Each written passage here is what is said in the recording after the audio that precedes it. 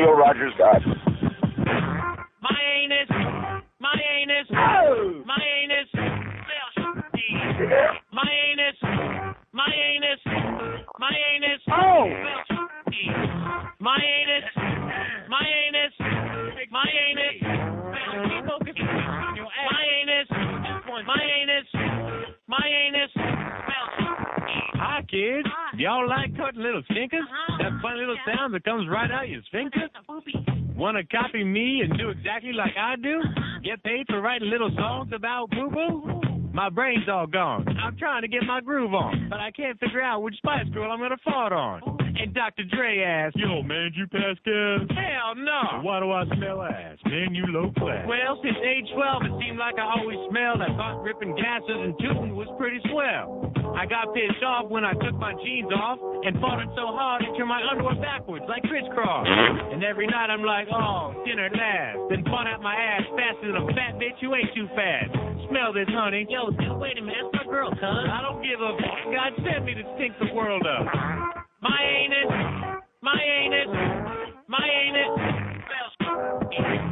my anus, my anus, my anus. My English teacher wanted me kicked out back in junior high. Said the problem was something crawled up my ass and died. I shot him in the face with my vapor. The worst happened later when I covered his desk with used toilet paper.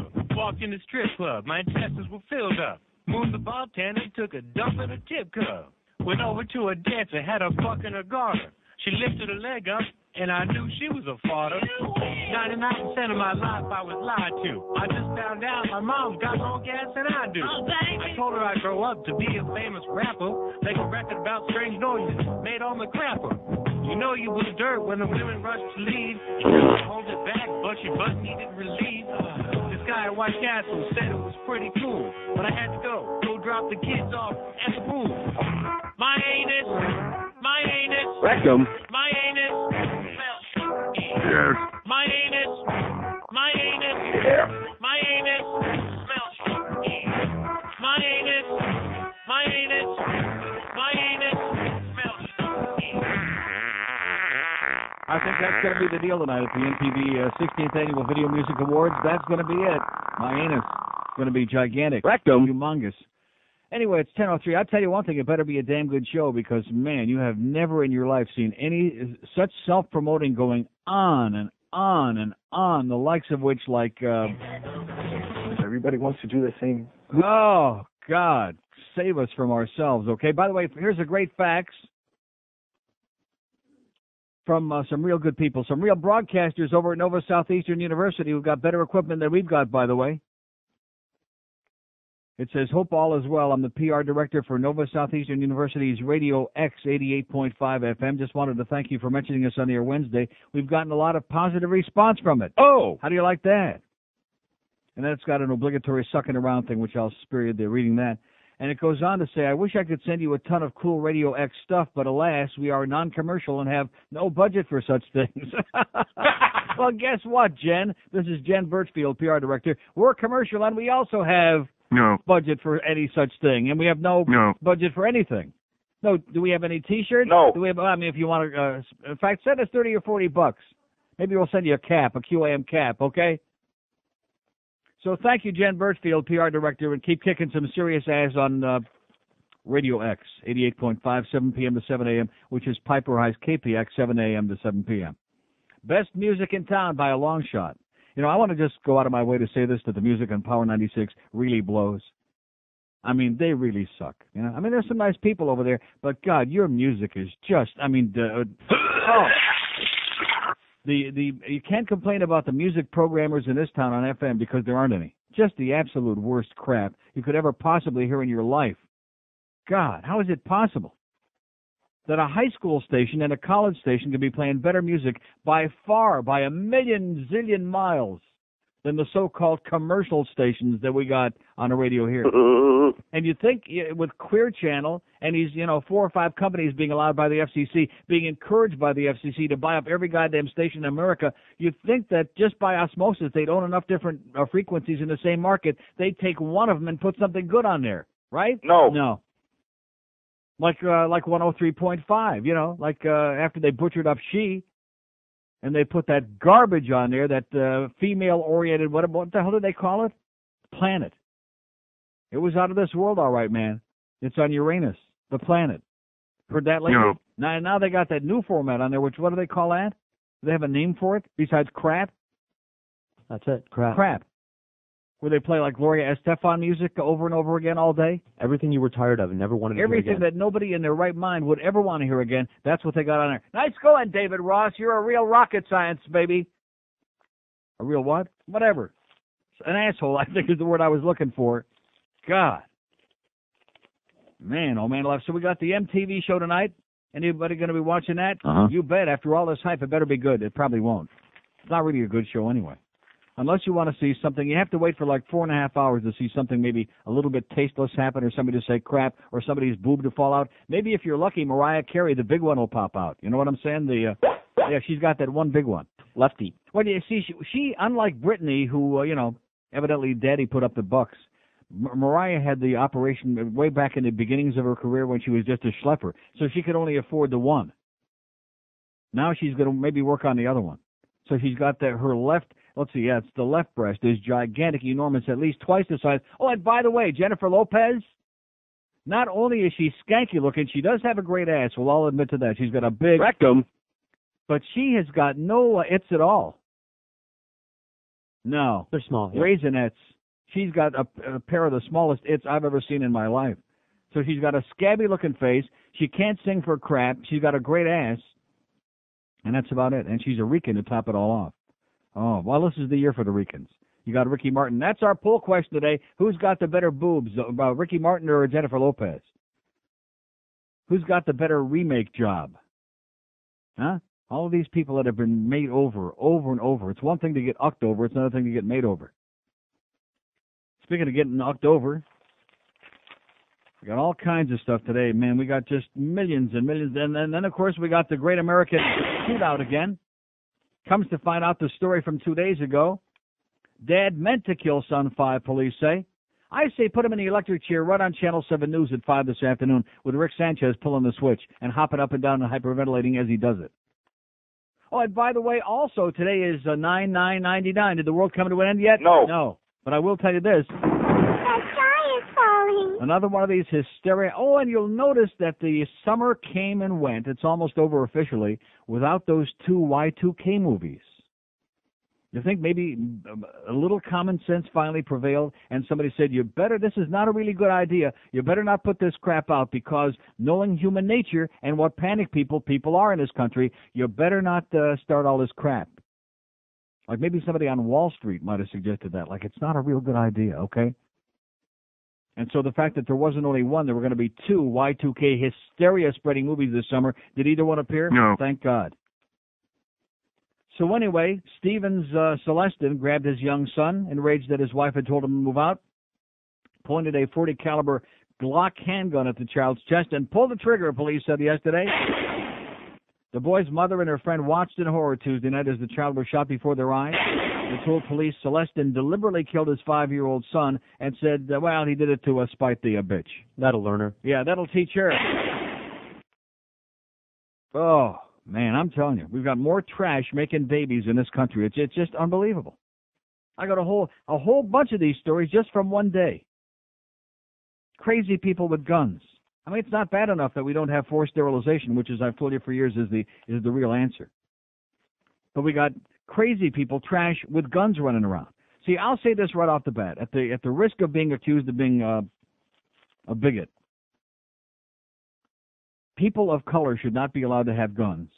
And certainly Hispanics should not be allowed to have guns because, first of all, the Puerto Ricans got the switchblades, but Hispanics are much too hot-blooded. You know what I'm saying? You catch my drift? Uh-huh. Yeah. So those 2 categories should definitely not be allowed to have any kind of gun. No way. Okay, to be continued, 9 minutes after 10 at 560 WQN. Neil Yard.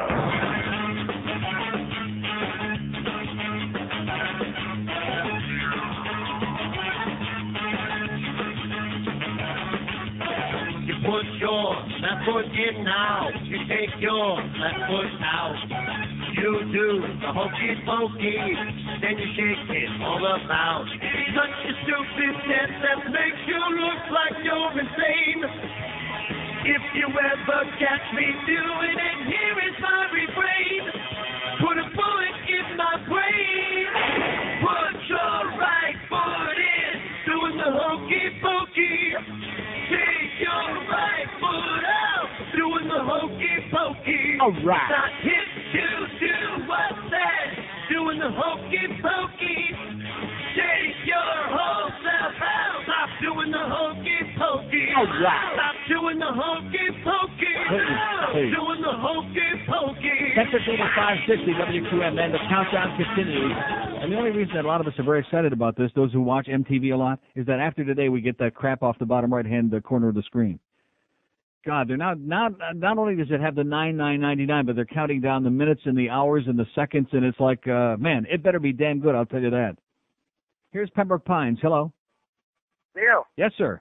How you doing? Hey, I agree with you on that bull crap about this guy killing his son. If he said he did it, he needs to die today. Yeah. Why should we have a trial and waste our money on this guy? Exactly. Right. It happens all the time, just like the kid that killed the 2 old people in Pembroke Park. You see, we got all this crap about hate crimes that people want to have more laws about hate crimes against minorities. How about crimes against children, huh? Exactly. I say anybody that kills a kid, they should be, let's just have a banana republic kind of a trial. We'll just have a kangaroo court, and we'll fry them on TV on Channel 7 News. Exactly. Put them on Fox. Hey, Neil, can I call somebody a douchebag? Go ahead. Sal, you're a big fat douchebag. Okay. Thanks, Neil. Have a good one. Say out of Ricky Ticky. Okay, tell him I'll help him pull the goddamn switch. That's what we need is kangaroo courts. Let's have lynch mobs for people that kill little kids and rape little kids and molest and abuse little kids. Because in this country, there's nobody to stand up for little kids. Nobody gives a crap about little kids. Here's a great story out of Chicago. Woman gambler gets 21-year term. I hope Ed Kaplan's listening to this. Chicago, a woman was sentenced to 21 years in prison on Wednesday for suffocating her 7-week-old daughter to get $200,000 in insurance money so she could gamble on riverboats. Oh! How do you like that? Huh? I mean, these stories are hysterically funny if they weren't true. It's like something Tom Green would make up. Federal prosecutors said they were stunned that Dina Abdelhak, an admitted gambling addict, did not get the maximum sentence of 35 years. She only gets 21 years, which she'll probably get out in just a few, you know.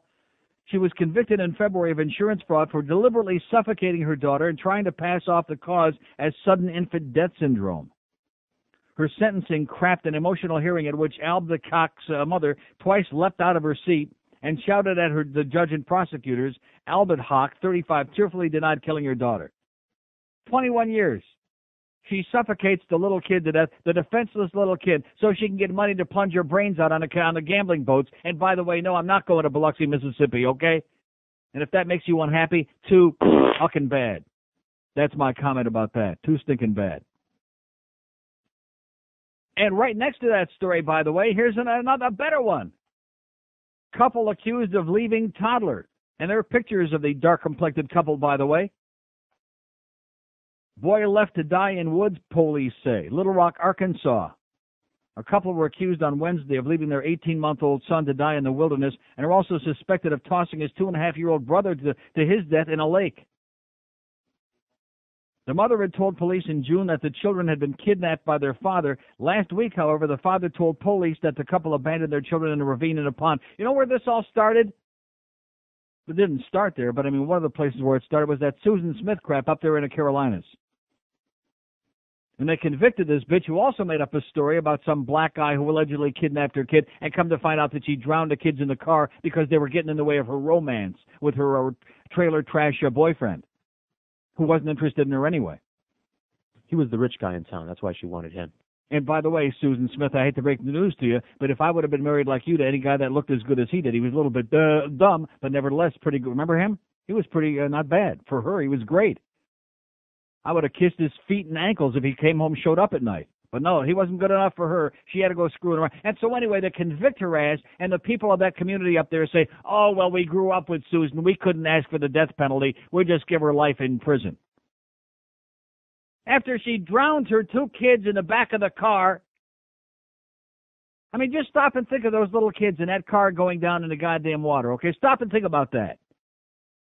2 little kids locked in the back of the car, suffocating, drowning in that car.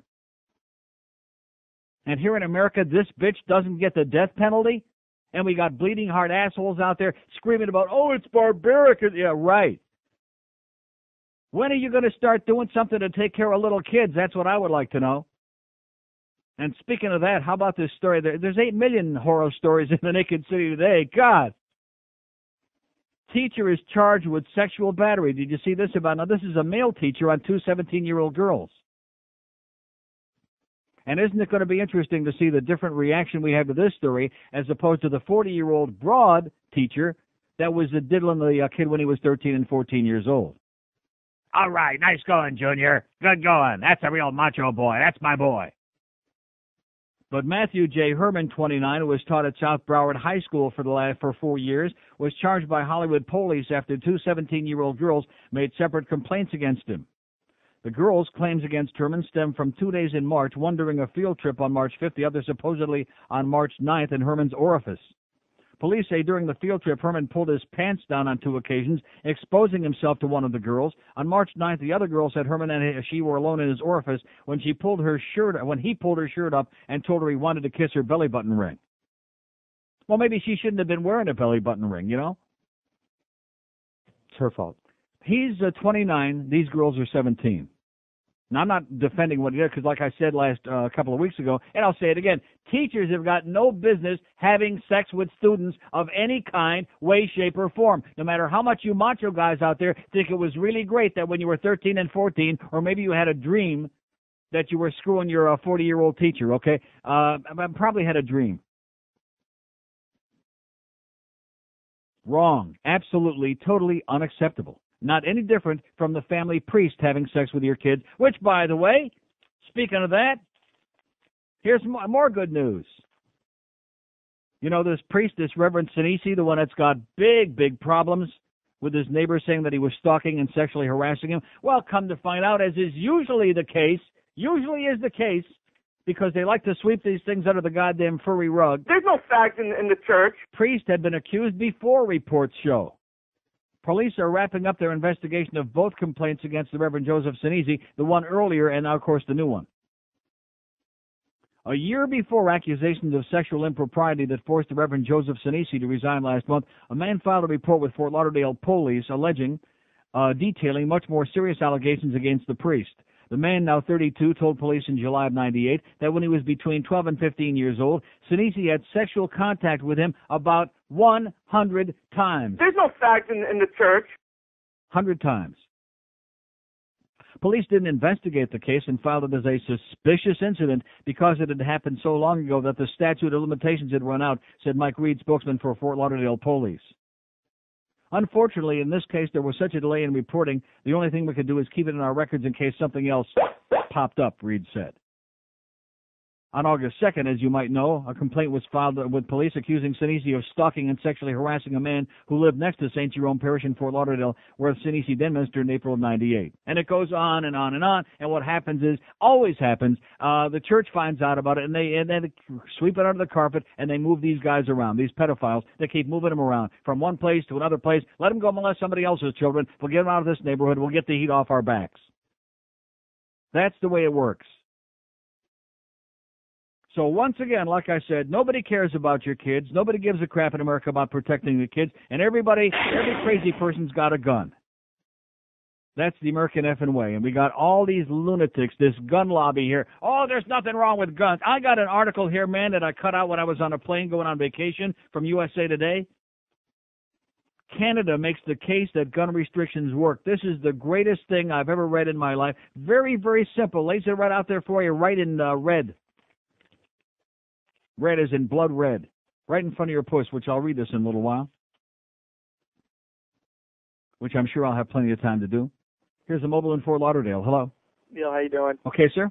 I want to talk. You were just hitting on the point about gun restrictions. You know, it's about time we really get stricter with our laws about guns because this is just disgusting. I mean, if we had gun restrictions, do you think that guy that shot his kid would have been allowed to have a gun? I'm sure he has some prior record or some sort. Stuff like that could be avoided. Yeah. And it's just we need stricter gun laws. There's no reason for all these nut jobs to be There carrying around isn't any with guns. reason for anybody to be running around with handguns. There isn't any reason unless they're like a security guard or has some kind of an occupational thing and they've got a special license to carry it. Other than that, there isn't any reason for people to be packing heat. What really pisses me off is how the NRA and a lot of gun nuts use, it's your right to have a gun. I can bear arms. I can do, I have bear in the Second Amendment. But you see, these people are so ignorant and so stupid that they don't realize the Second Amendment wasn't made for every idiot to have a gun. We all know that. It had to do with the militia. We understand that. But you know something? This is a hopeless discussion because it's never going to change. It's so ingrained and they've got so much power. They got all the politicians in their pocket. It's never going to change. People are really, really starting to. They're not. Even after what happened in Littleton, Colorado. No matter how many of these episodes we have, people are not starting to get up in arms. They showed a couple of weeks ago. They showed the poll about the issues that people are worked up about. Gun control is way down there on the list. That's a shame. That's America for you, man. That's the Wild West mentality. All right, Neil. Okay, good luck, pal. Later. Okay, get yourself a nice bulletproof vest for the holidays. 567-0560, pound 560 on the AT&T line, which used to be also the Mobile One line, but isn't anymore because Mobile One has got problems, as some of you probably know. But that's the way it goes. That's the way it goes in the competitive world of whatever it is. So, like I said, pound 560 on the line. Making sounds for Neil Rogers. He's in his house. Join the NRA to start guns today. Have yourself some down-home Christian fun. All right. Blow your friends away. We'll back you all the way. Defending your right to own a gun. When you think of all the benefits you're getting, life will be sweeter when you pack your heater and carry a license to be deadly. Come on and join today. It's the American way to be a member of the NRA. Yes. Aim for the knee, aim for the chest, and always aim for the head in case they're wearing a vest. Sharpen your skills, feel more fun. We'll be there to defend your right to own a gun. Come on and join today, and you'll be proud to say you're a member of the NRA. One more, come on. 1031 at 560 WQM. Canada makes the case that gun restrictions work, says Paul G. Labadie in USA Today, Tuesday, August 31. On the op-ed page, Paul Labadie is a freelance writer living in Lincoln Park, Michigan, a suburb of Detroit. He says, I was crossing the bridge that spans the half-mile of the Detroit River, a physical buffer separating Detroit from Windsor, Ontario. The lineup at the Canadian Customs checkpoint was unusually long. Inching forward, I finally arrived at the customs agent's booth. Citizenship, he asks. United States, I reply. Are there any firearms in the vehicle or on your person? No. The customs agent shined a flashlight behind the seats as he circled my car. You're sure? No long guns, handguns, shotguns? No, none. No ammunition, bullets? None, I replied. After a search of my trunk and a last looking over, he waved me through. I later found out the reason for the guard's concerns. Someone had been caught with a gun in Windsor. In Canada, that's all it takes. Its strict policies on gun ownership are strongly enforced and get progressively tougher, and even more stringent laws set to go into effect in the year 2001. To argue against the results of their efforts would be foolhardy, as their statistics are too impressive. Now listen to this, okay? Listen very carefully to these numbers. In 1997, Detroit had 354 firearm homicides. Windsor, 1,000 yards away, had only 4. Even taking into account the population difference, Windsor's population is about a fifth of Detroit's. The comparison is still staggering. So that means if you're up there 4 to 20, it's 354 to 20. And as of July, with Detroit opening its first casino, both cities have legalized gambling. It'll be elementary for gamblers to calculate on which side of the river the better odds lie of reaching your car in the parking lot unscathed. To many Americans, the Canadian solution of handgun bans and restrictions is at the least unpalatable and at the most unconstitutional. Instead of dealing with a situation directly and restricting civilian ownership of handguns, it's become fashionable to pick the group of one's choice and point the accusatory finger, the NRA, profiteering gun manufacturers, absentee parents, genetically flawed children, paranoid gun owners, lazy teachers, a fast and loose legal system, and a society of victims. A multiple-choice public indictment of blame in which, since everyone is at fault, nobody is accountable. The recent school shootings in Colorado and Georgia have many laying blame on the media, pointing to television and movies that glorify violence and gunplay, and music that's designed to incite a riot of anger, resentment, and sarcasm in youths who are barely off their training wheels. But if these mediums are to blame, then how do the youths of Windsor have such immunity? They watch the same TV stations, go to the same movies, listen to the same music as Detroit kids, and yet they have a juvenile crime rate that is a fraction of Detroit's. The lack of availability of handguns is certainly playing a role. According to the Office of Juvenile Justice in the United States between 1983 and 1993, juvenile homicides involving firearms grew 182%. By contrast, only 15% increase was seen among homicides involving other types of weapons. In the U.S. from 1985 to 1995, 52% of all homicides involved handguns compared with 14% for Canada. Canada's willingness to accept gun restrictions might rise from its history. The settlement of Canada's Wild West was far different from the settlement of the United States. In Canada, wherever settlers moved west, law and order was already in place in the form of the Hudson Bay Company. From that spawned a culture that was more structured, less creative, less violent, and more likely to look to establish authorities for the settlement of disputes. In the United States, however, as the settlers moved west, they found virtually no law existed, causing them to take matters into their own hands. Thus, a culture was spawned that was more independent, more creative, more violent, and more likely to settle disputes themselves.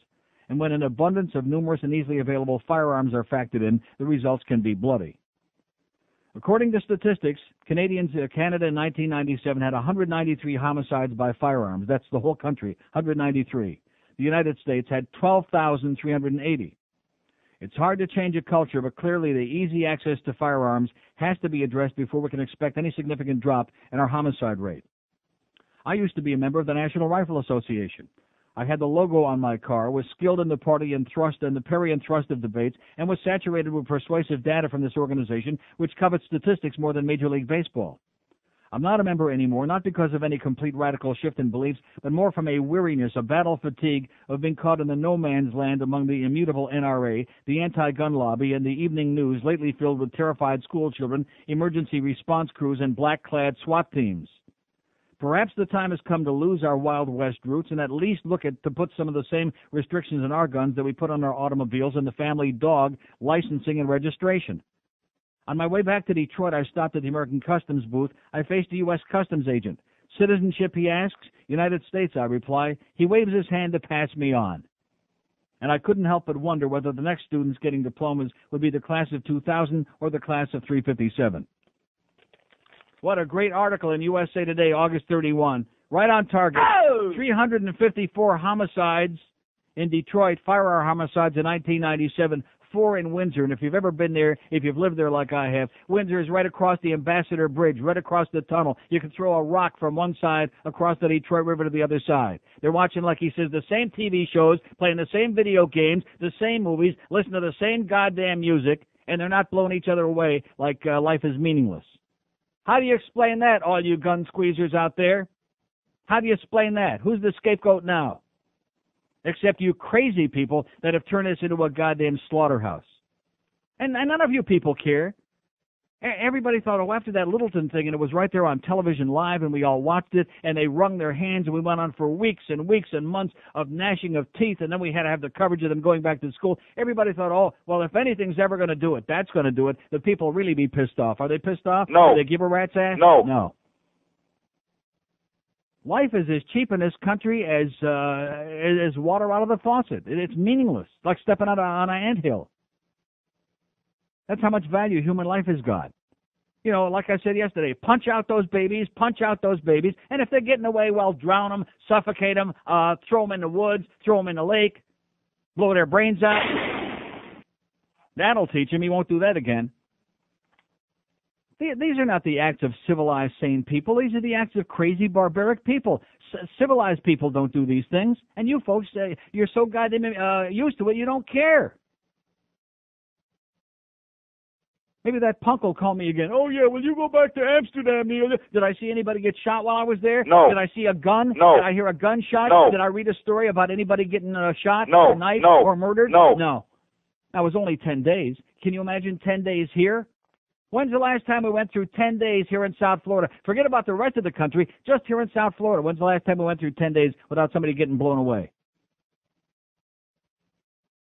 Anybody remember a 10-day period? No. No. I bet you if you checked with law enforcement in South Florida in Dayton-Broward, forget about Palm Beach, just Dayton-Broward, they couldn't give you a 10-day period in the last 10 years when there wasn't at least one homicide. Thank you. 21 before 11 at 560 WQM. You know, 1043 at 560 WQM. So I go through, I folded that thing up and I put it in my suitcase and made sure to save it because I read it on the plane going on vacation. And I come back and I read it. And take a look at this response. Yeah. You know, this is the third straight day here, third day in a row, and I'm convinced beyond a shadow of a doubt, the Neil Rogers Show on this radio station, it's over, baby. It's history. There's not one call on the board here. Is the transmitter on? Do we have any idea? Is the transmitter on here? Is this, are we functioning here? Is this just a joke? I mean, this is just, it's unbelievable. Even I can't believe this. What's the point? What's the point? I'm gonna sit here for the next 3 years, coming in every day to collect a paycheck, batting my head against the wall, trying to force feed people to call and and have an opinion about anything? Can't do it, baby. Cannot do it. Will not do it. Will not do it. This town is butcherous. You people are unbelievable. Yeah, that's one thing to be indifferent, but it's another thing to be a professional ostrich. Your heads are buried so deep in the frickin' sand. It's terrifying to me. There is nothing that can move these goddamn people. Everything with them is a game. Everything with them is just killing a little time. That's why most people came here, okay? Just to ride out the rest of their pathetic little lives. And here I am facing 3 more years of this. You got to be nuts if you think I'm going to do this for 3 more years. After these last 2 days and now the first hour here today. If this was any kind of a place with any kind of living and breathing people and thinking people with all the folks that we allegedly have listening, according to all this bogus research, any one of the things that I brought up here this morning, we'd have a zillion people on their way to talk about it with something to say. But not here. Not in La La Land. What do you think about the Dolphins' chances? What do you think about that De La Hoya fight? Yeah, I heard that crap yesterday on the way home. I heard that garbage. And believe me, garbage would be a compliment. Here's a mobile in North Miami Beach. Hello. Can I have a T-shirt? Here's a mobile in Miami. Hello. Mobile in Miami. How you doing, Neil? What can I do for you, sir? Nothing. I was just listening to you about the guns and stuff like that. I'm a fisherman, and I go out fishing. And I guess you could possibly think that like when fishing, you know, people like the fish down there have to predators and prey. I guess the people with the guns are the predators, and the other people that are leading a normal life are the prey.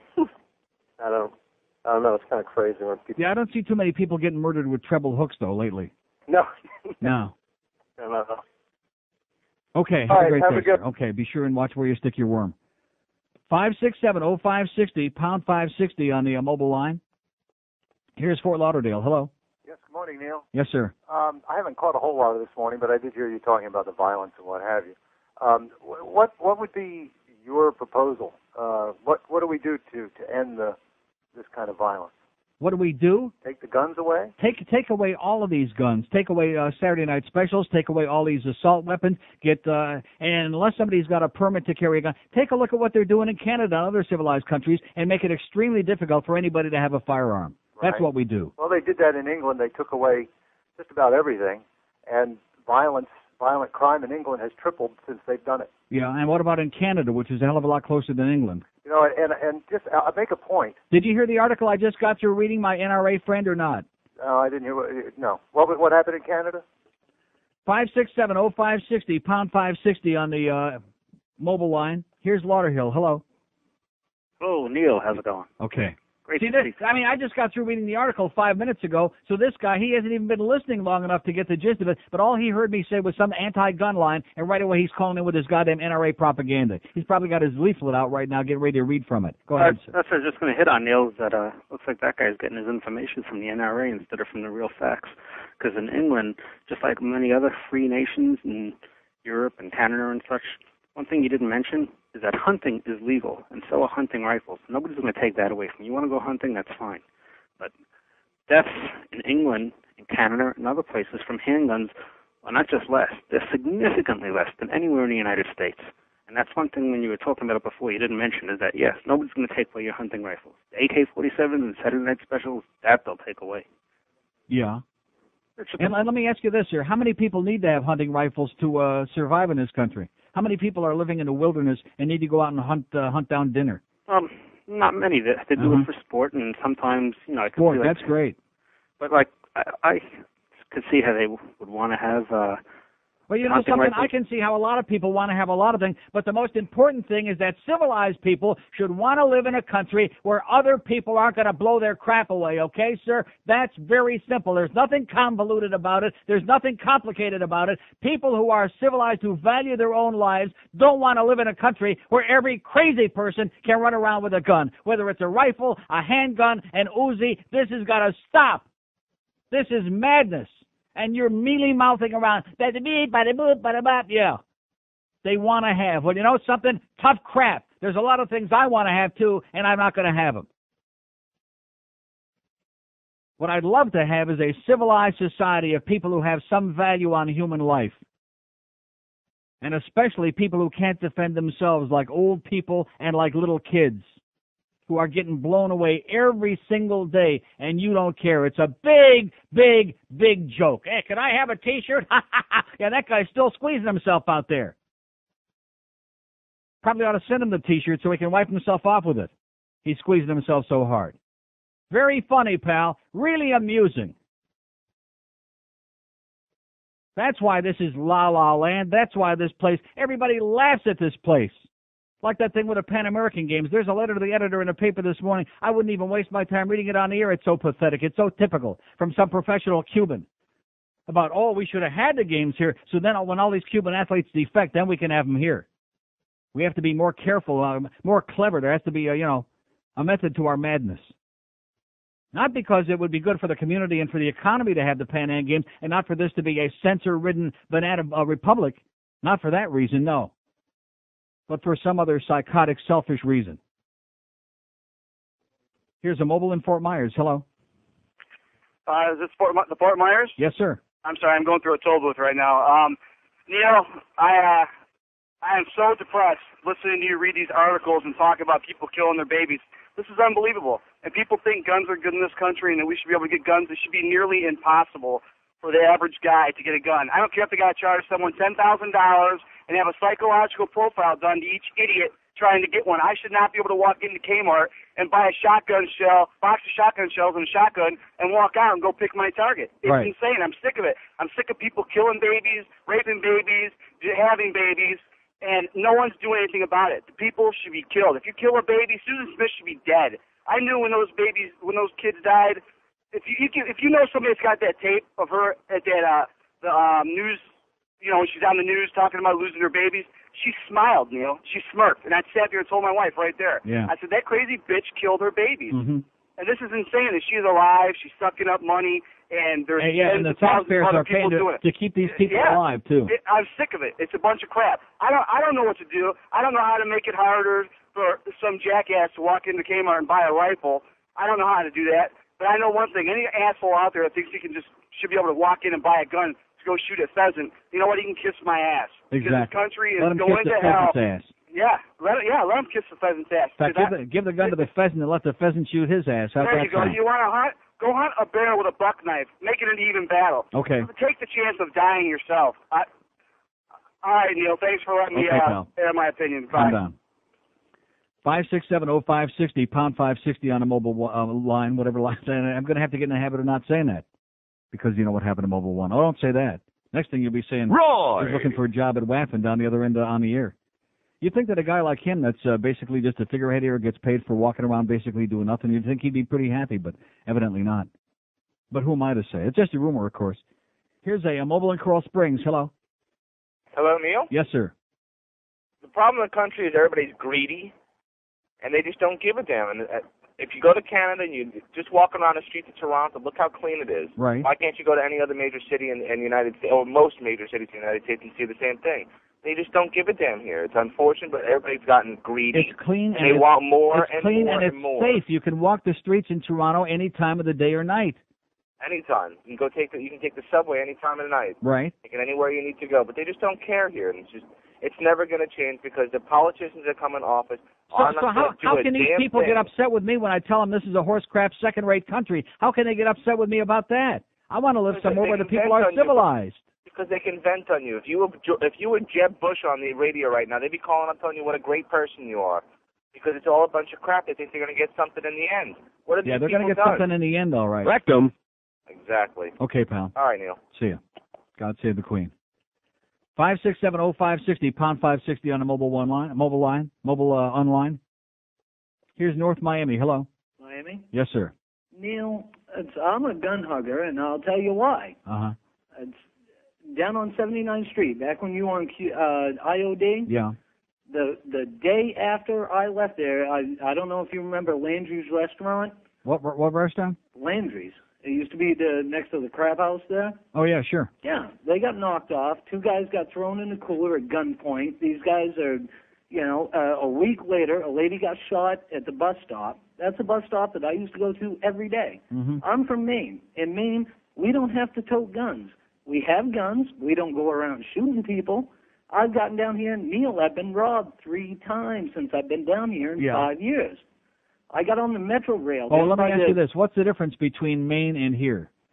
People don't go around shooting people. They're civilized. And why is that? Do you think that there's a difference in the composition of the population in Maine and what we have Skippy, here? Dad. You're damn skippy. I Uh-huh. was down on the Metro Rail down by the Miami Herald on the People Mover there. Uh-huh. It's an overtown takedown. These guys pulled guns on me. If I hadn't, I faked An that I overtown had a gun. takedown. And it's It's the got only a thing certain that ring saved to it, my yeah. life. Uh-huh. I think people should be allowed to arm themselves. I mean, granted, your story is awesome. The Detroit, across the line in Canada. But, Neil, how are we going to keep guns out of the United States? They're already here. Yeah. No, I'm not saying that there's any answer for it, but Jesus Christ, you think people would start getting pissed off about it? God And damn, at least- Neil, I want to be able to protect And myself. just in the I've been last robbed couple of 3 days, times. we had the 3-year-old kid that got shot and killed on Sunday, I think it was, and then on Tuesday we got the 5-year-old boy that gets shot by the father because he's pissed off at the mother, and he's going to show her a thing or two. I mean, this goes on here every single day, I just understand, here. Neil. I mean, people got to be responsible. I'm all for legislation. Hey, I Legislation wasn't a for gun what? hugger until I came down here. And I came down here, and I got robbed 3 times. God damn it, I'm going to be hugging my gun, Dad. Yeah. I'm going to be hugging it. Well, let me ask you: do you have to have automatic weapons to defend yourself? Hell no. Well, then why the hell are people buying those things at gun shows still? I agree with you. I think it should be outlawed, but don't take away the guns from the decent people. I want to be able to protect myself. Yeah, I understand what you're saying. I've been robbed 3 times since I've been down here. Overtime 5 takedown. years. 5 years, 3 times in public places. Yeah. 79th Street, down by the Miami Herald. I mean, public places. I've been robbed 3 Well, times. don't ever go by the Herald. That's the worst place. Damn Skippy. Okay, All pal. I was doing was coming from work. Damn Skippy. Okay, hang in there. Okay, good luck to you. He's from Maine. Damn Skippy. 5670560. You ever heard that before? Damn. No. I had a dog named Skippy. Well, actually, my mother had a dog named Skippy. She had him put to sleep. 5670560, pound 560 on the mobile line. It's 10:56 at QAM. And now, Dr. Jeremy Burnham with a dramatic reading of No Scrubs by TLC. Dr. Burnham? A scrub is a guy that thinks he's fly, also known as a busta, always talking about what he wants, just sits on his broke ass. So no, I don't want your number. No, I don't want to give you mine. And no, I don't want to meet you nowhere. No, I don't want none of your time. And no, I don't want no scrub. A scrub is a guy that can't get no love from me, hanging out the passenger side of his best friend's ride, trying to holla at me. No scrub. No scrub. No, no. No scrub. No, no, no, no, no. No scrub. No, no. No. No. It's 11:01 at 560 WQAM. That's another group, by the way, that better not get any awards tonight is TLC. Oh, God. Gag me with a spoon. But at any rate, I'm looking at the picture, and I know a lot of people like to call me a racist, whatever. Go right ahead. Be my guest. But there is a disproportionate amount of these kinds of stories in this country involving exactly what you're doing with your face right now, involving people of color. And I'm looking at this story from Little Rock, Arkansas. And yes, Susan Smith, that I mentioned before, she was white. She was white, and she blamed it on some imaginary black person. But there is too much of this. What kind of culture do we have in black America? What do we got? Of course, in Plantation here a couple of weeks ago, before I went on vacation, that was a white guy, remember?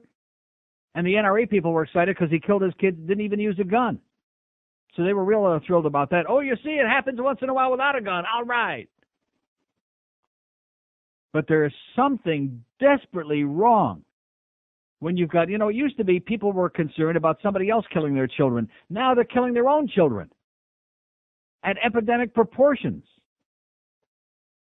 And I would say, and again, just picking a number out of my head, I'll be generous. I'd say 75% of the stories that I see here in South Florida, these kinds of stories, that the people who are accused are of color. Does that mean that more white people are getting away with it, that we live in that racist of a society? Or is there something basically wrong in a culture where people are baby-making machines? And by the way, this particular couple that have been accused of tossing the 18-month-old kid to die in the wilderness and probably tossing his 2.5-year-old brother to a death in a lake in Little Rock, they don't have the same last name, by the way. I just mentioned that in passing. That's another American epidemic. Kind of like the father of our country there, who's making babies left and right. God, Alex Ware and Chantilly Harrell, accused of leaving their toddler son to die in the woods, also suspected of drowning his brother. They do not be married, but they be having babies, which is now the American effing way all over the place. Baby-making people. Here's a mobile in Davie. Hello. Yes, Neil. Yes, sir. I'm a 58-year-old black man, live out here in Davie in a trailer park, and I've been listening to your show. I have to tell you, I have to keep the gun. I need to keep the gun. Yeah. To protect myself out here. Protect yourself from what? We have a lot of these redneck cowboys out here. They break in my house 3 or 4 times already. Uh-huh. And I've shot one. I'm still looking for the other 2. Uh-huh. Okay, well, call us back after you get them. 567-0560, pound 560 on the mobile line. Right. Evander Holy Molyfield, his name escaped me for just a moment, the father of our country, who's had like 427 kids by 427 different ones, plus a few by his wife or his ex-wife, whatever it was. And now he's a preacher, baby. He's a preacher. He's out there moralizing to everybody else, telling them to do God's good work. Here's Hollywood. Hello. Neil. Yes, sir. Good morning. Buenos dias. Did you happen to see a segment here a month or so ago on 60 Minutes on the concealed weapon permits in Florida? Yes. Leslie Stahl, which she's a resident of New York State. She took the course for X amount of dollars, whatever was charged, not even being a resident of Florida. They took the course. It was a class mixed up of a mixture of half men, half women. The instructor gave the course, and not once during this 2-hour period were these people even handling a pistol. Right. Even handling a gun. Right. And they were issued licenses to possess these weapons now. And when the class finished, the instructor turned around and told him it was just like if he was a flight instructor. He instructed these people, they're now pilots, but would he fly with them? And of course the answer was no. Why cannot they give a little more stringency for these people that own and possess these weapons? Let me ask you this. Will anybody give you a driver's license without at least taking a test? It may not be a very good test, but they sure as hell wouldn't give you a driver's license without taking a driver's test. That's exactly right, Neil. When you get a driver's license, you go out and have to prove that you can drive. You see, these NRA people with their Second Amendment phony arguments, they present this kind of image of a country where you should be able to walk into a 7-Eleven just like you can buy M&Ms in one counter and buy guns and ammunition in another counter. Yes. Without any restrictions whatsoever. And as you said, Neil, when you have to go get a driver's license, you have to get in the car and physically drive the car and prove. Right, that's right, and show that you're proficient at least enough down here, which isn't saying much, but at least enough to wheel that thing around on the highway. Exactly right. Now these people, they possess the license to have the gun. These are the people who are leaving the guns unattended in the home where the children are picking them up. And it kind of make me ashamed to be a resident of Florida. Okay, pal. Have a good day, Neil. Good luck to us. I don't want to get too morbid or maudlin here today, do I? No, I don't. Talk about the MTV Music Awards later. I'll give you my picks. My picks for each award. Okay, so anyway. Let's go to a mobile in Miami. Hello? Hello? Yes, sir.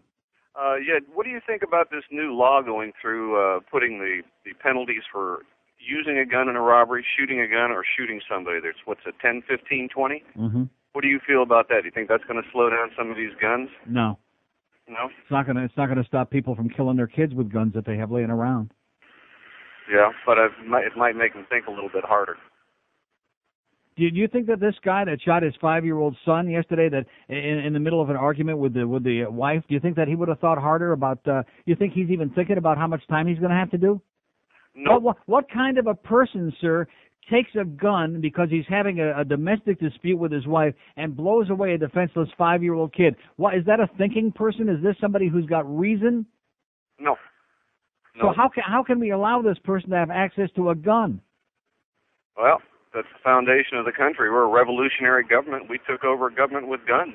You got to go back to the beginning. It's the foundation. Sir, let me ask you, have we changed anything? We also had slavery back in the days you were talking about. We also had women didn't have the right to vote. You know, as time goes on, you have to evolve. You have to make laws based on the reality of the life that you're living in and not something that happened 200 years ago. That's a tired old argument. Well, yeah, that's a tired old argument. And back in colonial days, by the way, sir, a very small percentage of the population had any firearms. Oh, I know. They weren't very easy to get hold of. Right.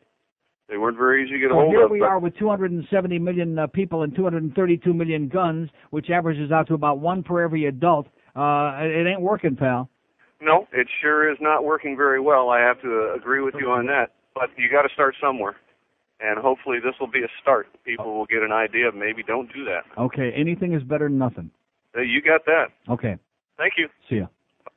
5670560.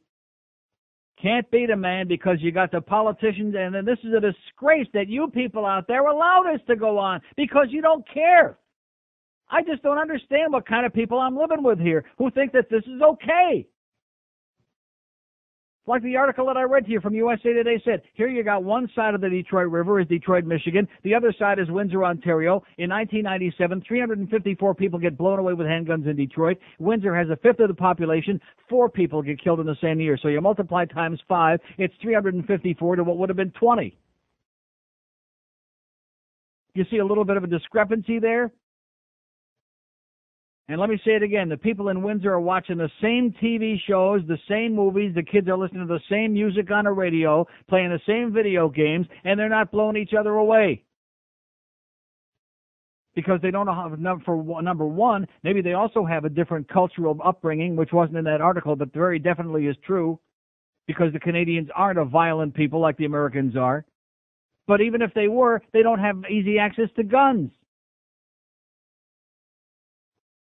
Oh, well, we don't care about this. We just want to know, is the stock market going to go up today? 9 minutes after 11 at 560 WQAM. Gordon gives South Florida a major blowjob. Listen to me. This is Stan Feinstein for Sofa King. You understand? Where everything is held to the high Sofa King standards. The selection isn't just huge, it's Sofa King huge. Believe me, you'll never shop anywhere else. And Sofa King's prices aren't just low, they're Sofa King low. You'll never find them anywhere else. Listen to me. When I say Sofa King has a beautiful store, I mean Sofa King beautiful. When I say the staff is helpful, I mean Sofa King helpful. Listen to me. Get to know the Sofa King and enjoy a selection that's Sofa King huge. A staff that's Sofa King courteous and prices that are Sofa King low. You'll never shop anywhere else. But don't take it from me. Take it from satisfied customer Frank N. Stein. Sofa King good. You said it, Frankie. Sofa King good. You said it. 11:15 at 560 WQAM. We got Hank Goldberg at Flagler this afternoon from 2 to 6. 5 to 6, we'll have Bino Cook talking college football. And speaking of college football, you got your Hurricane Hotline from 6 to 8 from Monty's in the Grove. And then 8 o'clock till 10 tonight, we've got blank. Maybe we'll just sign off for 2 hours. We got nobody to do those 2 hours. And then 10 to 2, Ed Kaplan at the Princess Casino for all the degenerate gamblers out there. Maybe that woman will call in Ed Kaplan tonight, the one in Chicago that suffocated her little kid so she can get the $200,000 insurance policy. Maybe she can call in tonight. Here's a mobile in Hope Sound. Hello. Neil's God. Yes, sir. Hey, man, I tell you, I think you'd be able to just wave your hand and solve all the world's problems. Yeah, sure. There's just too many handouts out there. Too many people want something for nothing. They don't want to take responsibility. Well, what does that have to do with shooting your kids? Well, the problem is with all the problems and laws and everything on the book, everybody gets away free from it. They don't have to pay for their bad deeds. Well, there's no question about that. Well, listen, we got to have all those jail cells for the marijuana smokers. Don't you understand that? Wait, yeah, the guy that crossed the street on the wrong side or something. Right, the jaywalkers, yeah. Makes a hell of a lot of sense. Right. But, you know, a crazy And the guy. swim club people, right. Yeah, well, yeah, you got that. You know, somebody drinks beer after 12 o'clock. The crazy people are going to be crazy no matter what, but there's just too many of them in this country now. They're not being taken care of. You know, they got to put them away. Okay, pal. I'm getting the butterfly net. I'm going to go out and round them up after work. 567-0560, pound 560 on the mobile line. Does that make me a racist because I said the way it is? Oh, too bad. See, how come it was the same way when I was in Amsterdam again? And I made special notice of that this time because I try not to be bigoted. But how come it was that the only people I saw creating problems out there in the streets, the only people I saw being taken away by the Amsterdam police, and I don't think that they're legendarily racist over there. They have a reputation for that. Were dark complected. What is it in black culture? And how? And interestingly enough, in countries where they do educate their black people, Canada where they don't have a lot of black people. But I was mentioning this just a few weeks ago. You take a look at Peter Worrell. Here's an article today in the paper. Worrell gets a chance on the top line, which he won't last there, but nevertheless, he speaks like I speak. Donovan Bailey, any other Canadian athletes, Grant Fuhr, any of the hockey players who are black Canadians, they speak like I'm speaking. They speak the same way as everybody else here. They don't speak bubonics. They aren't uneducated.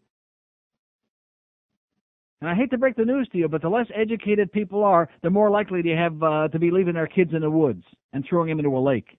Not that Susan Smith was trailer trash, of course, or anything like that. Uneducated people making babies, that's the American effing way. And how about just like this kid? I mean, just the story since I've come back. I came back on Monday afternoon. Today is only Thursday. And just the stories I'm hearing about since I came back are enough to make you want to get back on a plane and say, just take me out of here. I don't care where. Just get me the hell out of here. That Haitian kid that got hit by the car and is in a coma still. And the foster mother, well, they couldn't be bothered reporting that he was missing. And even when they found out he was in the hospital in a coma, they slammed the door into people's face. Don't bother us. We'll take care of it. Not. I mean, it's easier in hell to make babies. You know, you can call all the time and give me this faggot stuff. Thank God for us faggots, okay? At least we're not making all these unwanted babies. Hallelujah to the faggots. That's what I say. Hallelujah to Ricky Martin, right. Although the Pope, he still hasn't figured it out that it just don't work that way. You can't make a baby and your just still hasn't figured that out. Here's Bay Harbor. Hello. Hey, Neil. Yes, sir. Yeah, I mean, let me try to answer this, the question about the blacks. I mean, I'm not black, but, I live on the south side of Chicago, and I live here in Miami now for 4 years. And, yeah. And I think, the thing is, blacks don't give back to the neighborhood after they become successful, at least. You mean like OJ? There's a few, like Tim James. He'll give back to Liberty City and whatnot. But, until, I agree with you, until blacks prove me otherwise, when they move in, whites run, and everybody else runs, and the neighborhood goes down, and it's almost like everything just turns into what. And so, I mean, I guess that's what that happens when with this town. I don't know if you're going to get more crap happening down here than you will in a lot of the northern cities, because you could. You mean more than in Detroit or Chicago? Well, Detroit. I don't think Detroit so. Detroit has always had a problem because Detroit, downtown and the city proper, is destroyed. It's a war zone. Right. But Chicago. Been that way for 32 years since people decided to burn up their own city. Yeah. They ran out. Yeah, they ran out. Now with Chicago, they at least tried to build up the downtown, and now all of a sudden, Hyde Park over there by the University of Chicago is becoming worth something again because they're taking it back. But see, I'm a gun owner. I'm a gun owner. All the dark folks jammed into Homewood and Cicero there in Chicago. Yeah. I own a 357, and you know what? I own it because I'm afraid of random acts of violence. And you know what? I guess it's just like one gun creates another gun. It just feeds off another. When somebody sees something on the TV about somebody getting, or even listens on the radio about on 79th Street. Hell, I live in Bay Harbor. When you think about that, one time 2 years ago, I was at the light at 79th Street and Biscayne. There's these two guys chasing each other with handguns in their hands. They running right across the intersection. They weren't shooting, they were just running I was like, what what is it? And if you don't think immigration has an effect on... They were probably just trying to find Sonny's market. I mean, immigration has a huge effect in Miami. Yeah. And it's almost like, and a lot of my Cuban friends that their parents immigrated here, in the late 50s, I can't believe it, but a lot of them carry guns in their trunks. Mm-hmm. I mean, it's a totally different way of looking at things. Well, that's that redneck thing again, It's that macho redneck I don't know what, it's a macho male thing, but... It's like I was talking about boxing yesterday and how barbaric it is, and I was listening to Hank, and most of I'm not saying that only Cubans are into boxing, because a lot of Anglos are into it too, but Cuban men especially are heavily into boxing because it's that macho thing again. Right. Let's beat the crap out of it, and sit there and ooh and ah in front of the TV set and see how much blood and guts we can see. Yeah. Which makes you feel like a real man, even though you're not. Yeah. I don't know. I mean, it sounds like we can both solve a lot of the world's problems, but after I'm done with my master's at I'm debating whether I want to stay here because I don't. I'll tell you one thing: it shouldn't be a very long debate. The thing is about here is the weather is just the best. But when I first moved down, as you talk about this Broward thing, I lived in Broward when I first moved down, but when I started to go to I live in Bay Harbor now. But Broward and Palm Beach are just totally different environments. They're slower. They're older. They're not real old. There's ancient. There's not this rage element. You know what I mean? Rage element. Yeah. Well, it's hard to be that angry when you're old, And even if you are that angry, it's hard to do anything about it. Hey, I love your show, and thanks a lot. And have a great day. You too. And good luck to you, sir. You'll need it. Hey, we got for the first time, Panthers preseason broadcast here on QAM, September 16th against Nashville. Joined in progress after the Marlins game, of course, because everything takes a second seat to the Marlins games. That's what us cavemen say. September 17th, 21st, and 24th games, all but 7:30 starts, will be on Waxy 790 with Jiggs McDonald. My good, close, personal friend, Jiggs McDonald. Old hack. But good guy. He's a good guy, and much better than Christina Moore. Old hack. Now, come on, be nice. Can't you be nice? No. Just for once.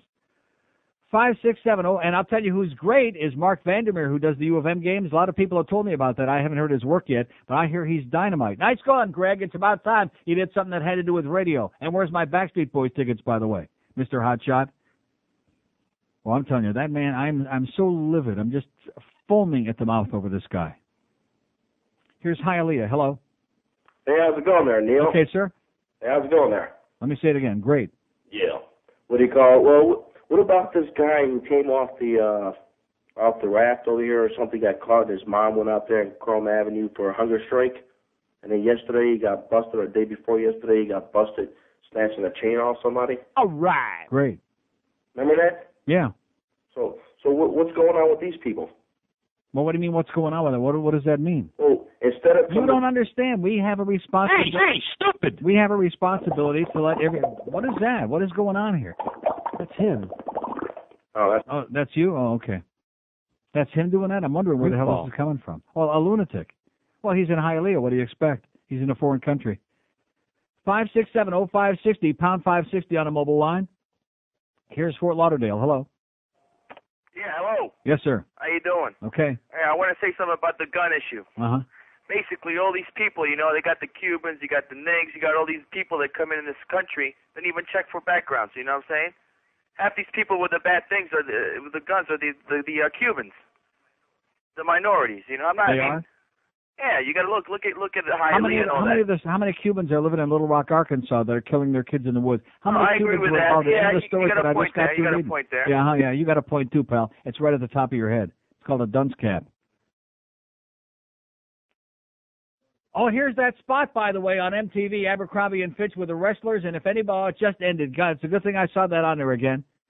Abercrombie and Fitch are God. Oh! Make no mistake about that. Well, an old fag like me, I would say that, wouldn't I?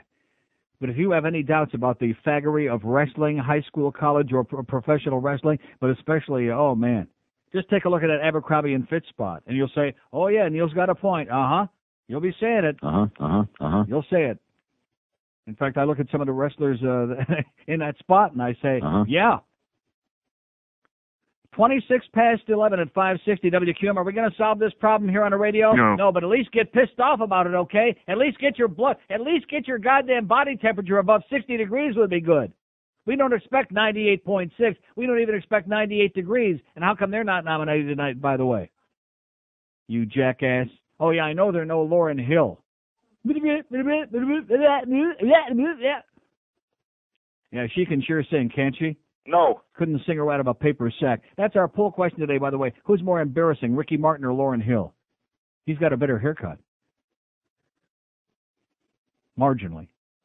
26 after 11 at 560 WQM. Oh, by the way, Enrique, I hate to break the news to you. I know you're doing great. You got that $25 million contract. I love you even more than ever. You're gigantic all over the world. Baila Mos and the video. But that haircut's got to go, sweetheart. He's got that. Remember Luis had that for about 5 minutes till somebody told him that was that faggy Italian haircut? You know? That's what Enrique is sporting these days. Well, it's kind of like the Greg Reed haircut. 26 after 11 at 560 WQM. You better... Bush.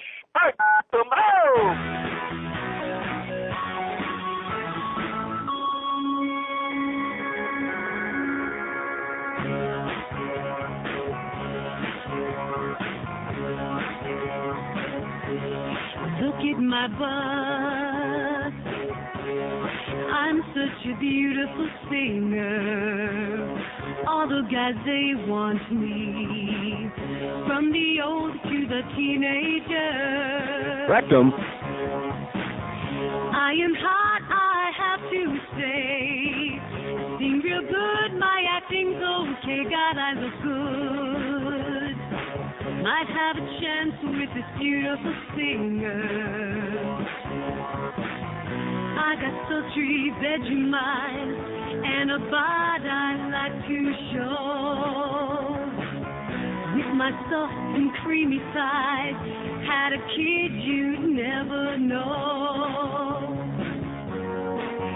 To see me is to want me. Got a real tight booty. My bra is packed with speed. You see me all over MTV. Not bad at 40 years. I know you want me. Da-da-da-da-da-da-da-da-da-da-da. Beautiful singer. Da-da-da-da-da-da-da-da-da-da. Beautiful singer. All right. 11:33 at 560 WQM. I've taken a special note this morning, by the way, that as usual, we haven't had one woman caller on this, because anytime I bring up a subject about crime and little kids being killed and shot, etc., do we have any women call? No. Kind of interesting, isn't it? Maybe the women out there, maybe most of them are just baby punching out machines. Just kind of masturbation receptacles. There you go. So at any rate, Madonna, by the way, that video is up for one. Where the hell is it? Oh, best female video. And that's my pick, by the way. I love that video. The song is very good. The video is sensational. Now, what are you turning your nose up? I don't like I was her. nodding. No, you were giving me like video. that. You know, like that. Austin's funny. Well, best female video, Lauryn Hill, doo-wop that thing. No, forget her. Jennifer Lopez, If You Had My Love. No, her its are too small. Madonna, Beautiful Stranger, which is... No, the Jennifer Lopez video, I will say this, it's well done. Well done video. It's a well done Made video. her look good. But I like Beautiful Stranger. And Britney Spears, Baby One More Time, which we just got through watching, and that's not her, that's not the one you'd vote for. No. The other one with the green Sometimes. I know the new one, Crazy, with the green thing. Well, that's too new. And I'm sure that a lot of guys are crazy seeing that. And, of course, if you watch Baby One More Time, was that the name of the one, the first one we just watched? Yeah. Her first video, that was before the boob job, before she got the big its that she just... See, George is conjecturing, did she just wake up one morning and they kind of like, overnight? No, I don't think so. I was being sarcastic. No kidding. So was I. You're just embarrassed that I repeated it on the air. That's what you're embarrassed about.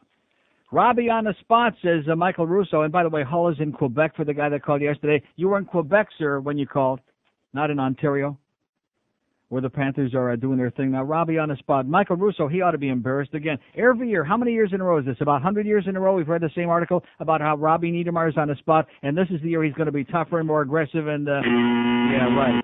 Give me a break, okay?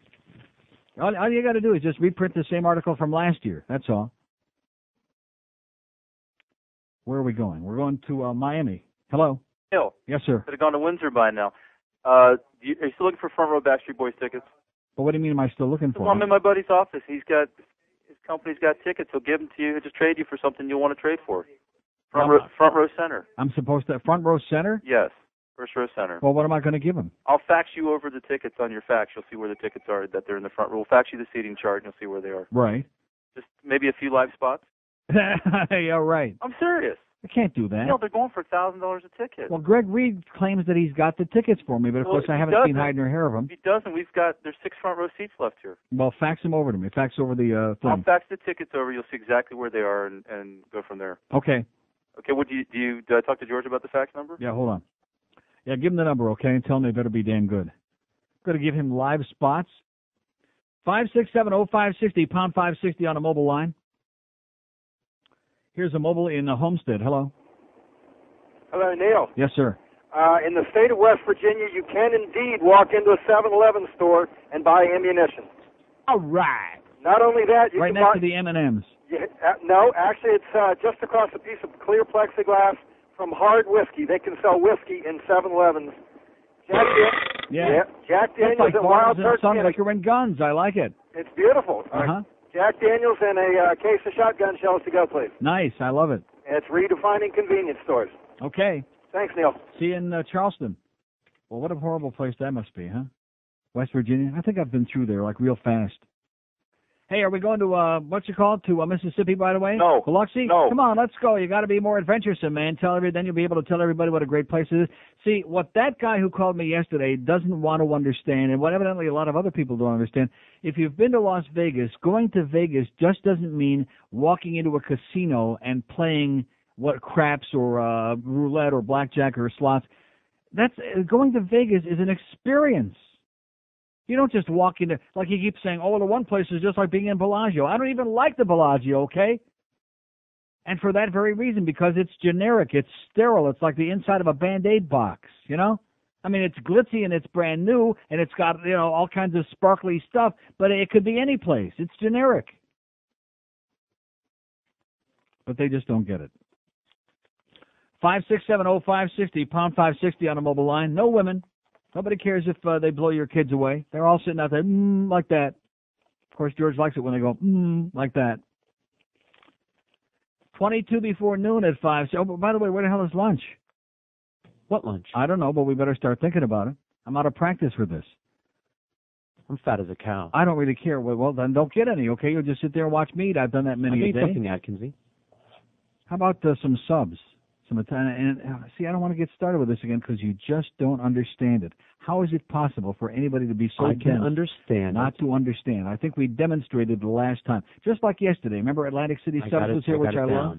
Huh? Do you want me to tell them to just bring the sandwiches that we like as opposed to those other ones that we don't, that we just pick around? Now, who are you talking about? Atlantic City Subs. Well, why can't we get Chuck? Some Italian subs, or we can either one. Whichever one will be here soonest, which I would think would be Chuck, since he's right across the street on the corner of Ivesbury Road and 441. Okay. Okay, what? I'll call Chuck. Yeah. Can't they just send us a bunch of Italian subs, Uh-huh. Sliced up with toothpicks and not with the stuff taken out and put in the, you know what I'm saying? I'm sure they could swing that. Great. And if not? 21 before 12 at 560 WQM. You're a bastard. Hi, I'm Ed Buford of Buford Liquor and Guns. We have the largest selection of booze and firearms in the state and will personally assist you in choosing the correct alcoholic beverage and weapons for your next outing. Going squirrel hunting? Then you'll love our low prices on schnapps and hand grenades. Living in the city? Check out our deal on handguns and California wine. Maybe you aren't interested in hunting or self-defense. Maybe you just like to get drunk and shoot at mailboxes.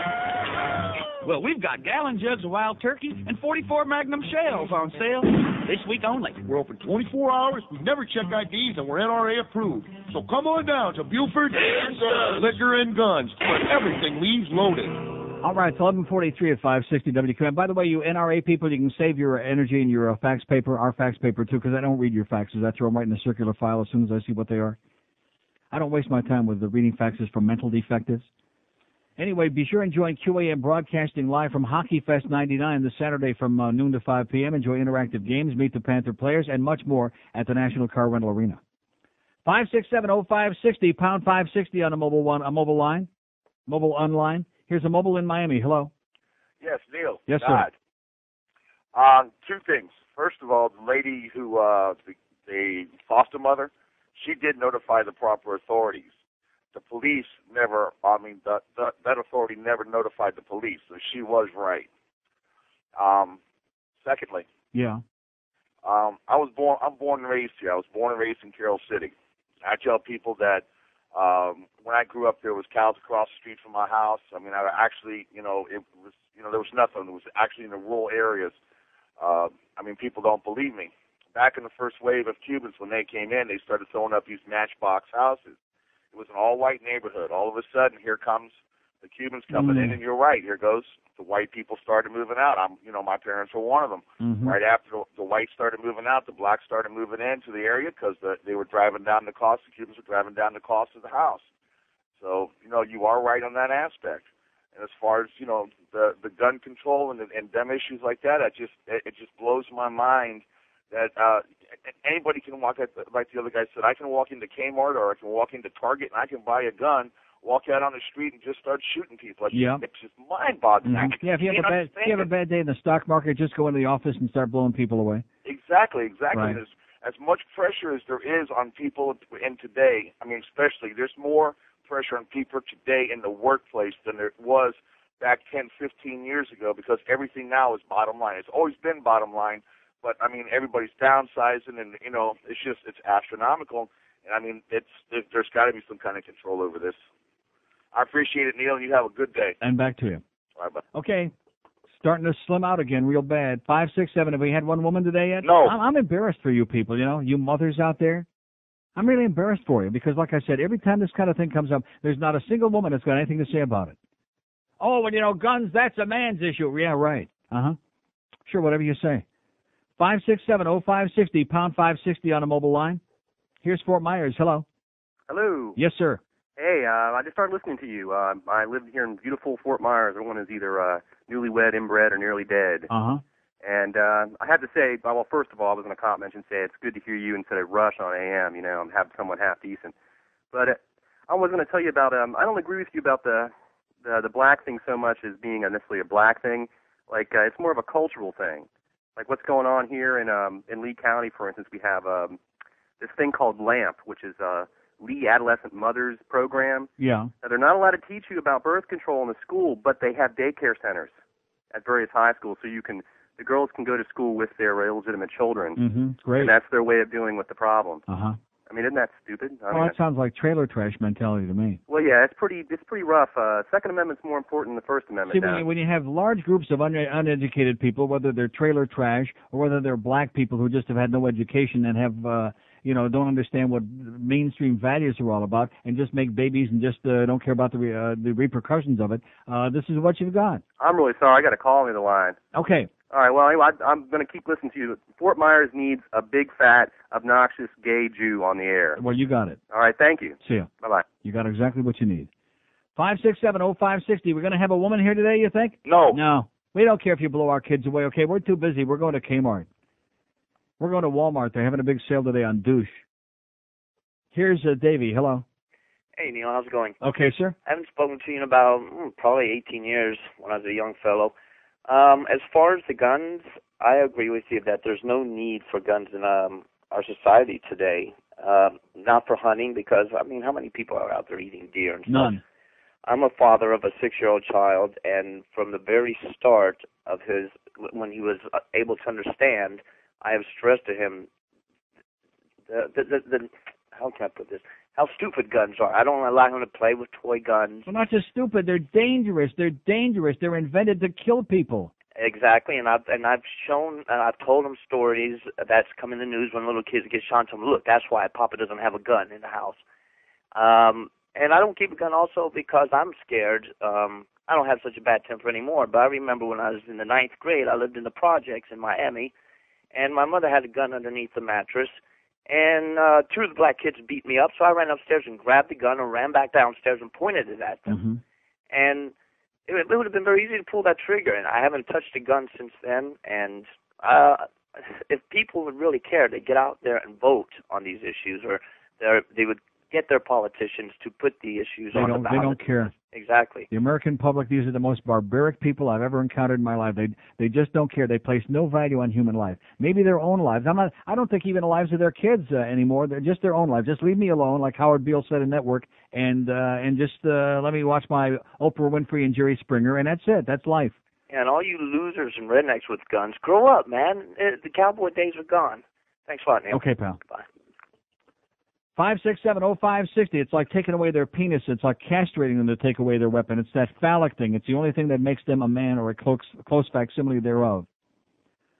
5670560, pound 560 on the mobiles. Here's a mobile in Coral Springs. Hello. Hi, Neil. Yes, sir. If you don't educate people with a decent school system as to the responsibilities for being citizens in a democracy, then you have demagogues like the NRA who come up and try and convince people that they have a right to own guns, blah, blah, blah. And if people don't have an education, they fall prey to this, and that's what's really screwing up this country. Period.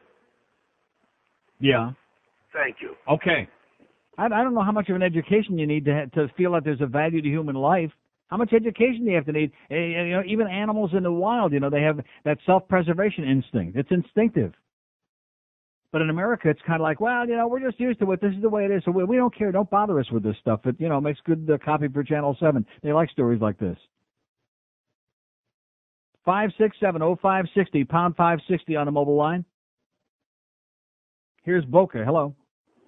Neil, talk about Henry Cisneros. This guy, the government spent $8 million, 5 years, trying to nail this guy for lying to the FBI. He pays a $10,000 fine, no jail term, and the girl he's paying the money to goes to jail for tax evasion. Yeah. That's a crime. Yeah.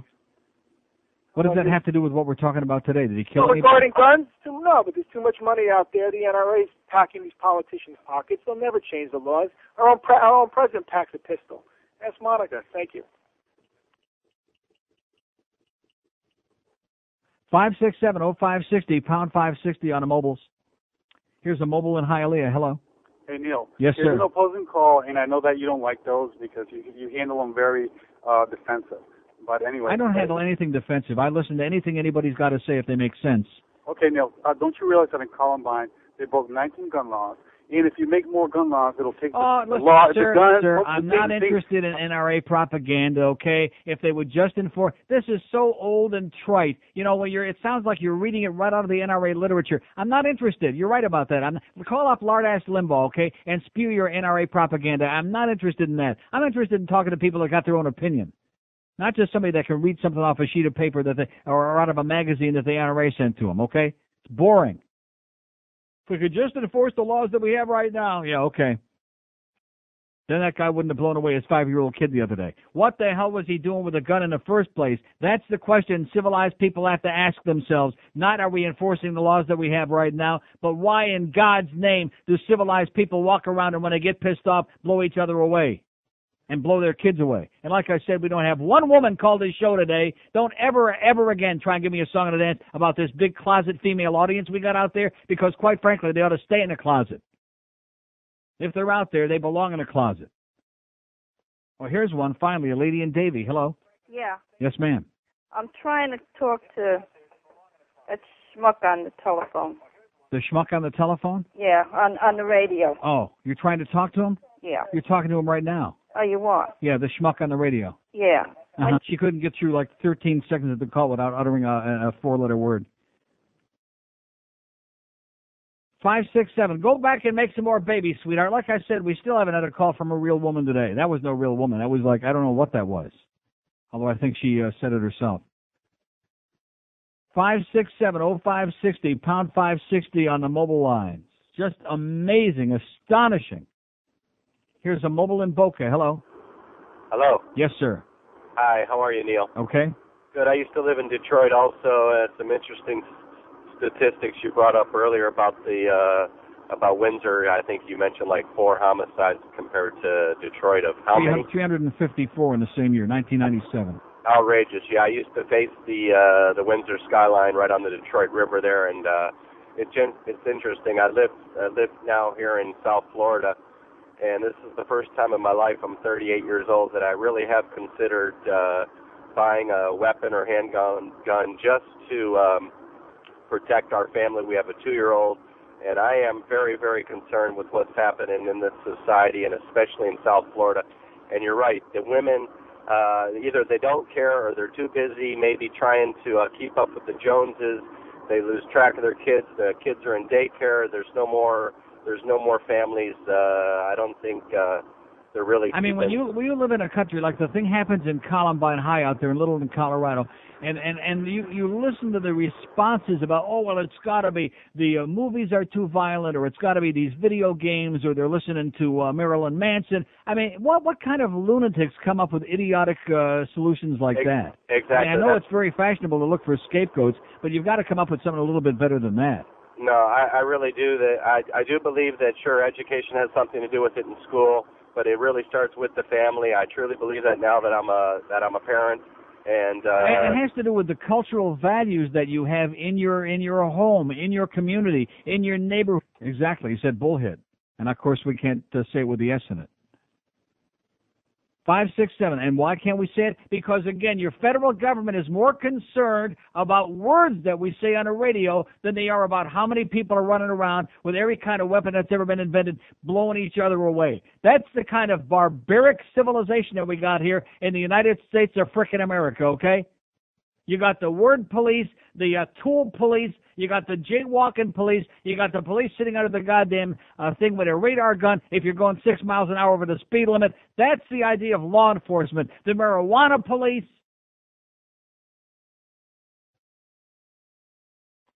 craziness. That's the idea of law enforcement, is to harass people, to knuckle people under. Because like I've told you a billion times before, and I'll never stop saying it because it's the truth, we live in a police state. But where we really need the police, we ain't got them. It's 11:56 at 560 WQAM. Radio 560. Oh! Fort Lauderdale. Georgie Bush says that his nose is clean and never puts stuff in it. 'Cause he's running for the White House, so he just can't admit it. Stone drunk, and that's not all. He even downed a few speedballs. In college, any drug would do. He even dropped some acid too. Why won't Georgie just come out and simply say he did it? He prefers the press would shut their mouths. But it's none of your goddamn business. He did more than what you think. But he washed it down the Does sink. he prefer cocaine to hash? That's the question that he does. Can he make his point much clearer? Like a razor on a mirror. But he wants us to believe that he didn't do anything. Georgie Bush says that his nose is clean and never puts stuff in it 'cause he's running for the White House. So he just can't admit it. Georgie's clean, Georgie's clean, Georgie's clean. All right. 12:01 at 560 WQAM. We're only 7 hours and 59 minutes away from the MTV Music Video Awards. And we're only just 12 hours, less than 12 hours away from getting that stupid thing off the bottom of the screen. Here's let's do a lady in Fort Lauderdale. Hello. Hi. Yes, Neil? ma'am. How you doing? Okay. Hey, you know what I was thinking? What you're talking about with the guns and everything. I know you can't change it now, but they shouldn't have made guns bigger and like the automatics than the police have to carry. And you have a good point as far as where Canada is from Detroit, because I'm from Michigan too. Uh-huh. And you can't blame the movies or the video games.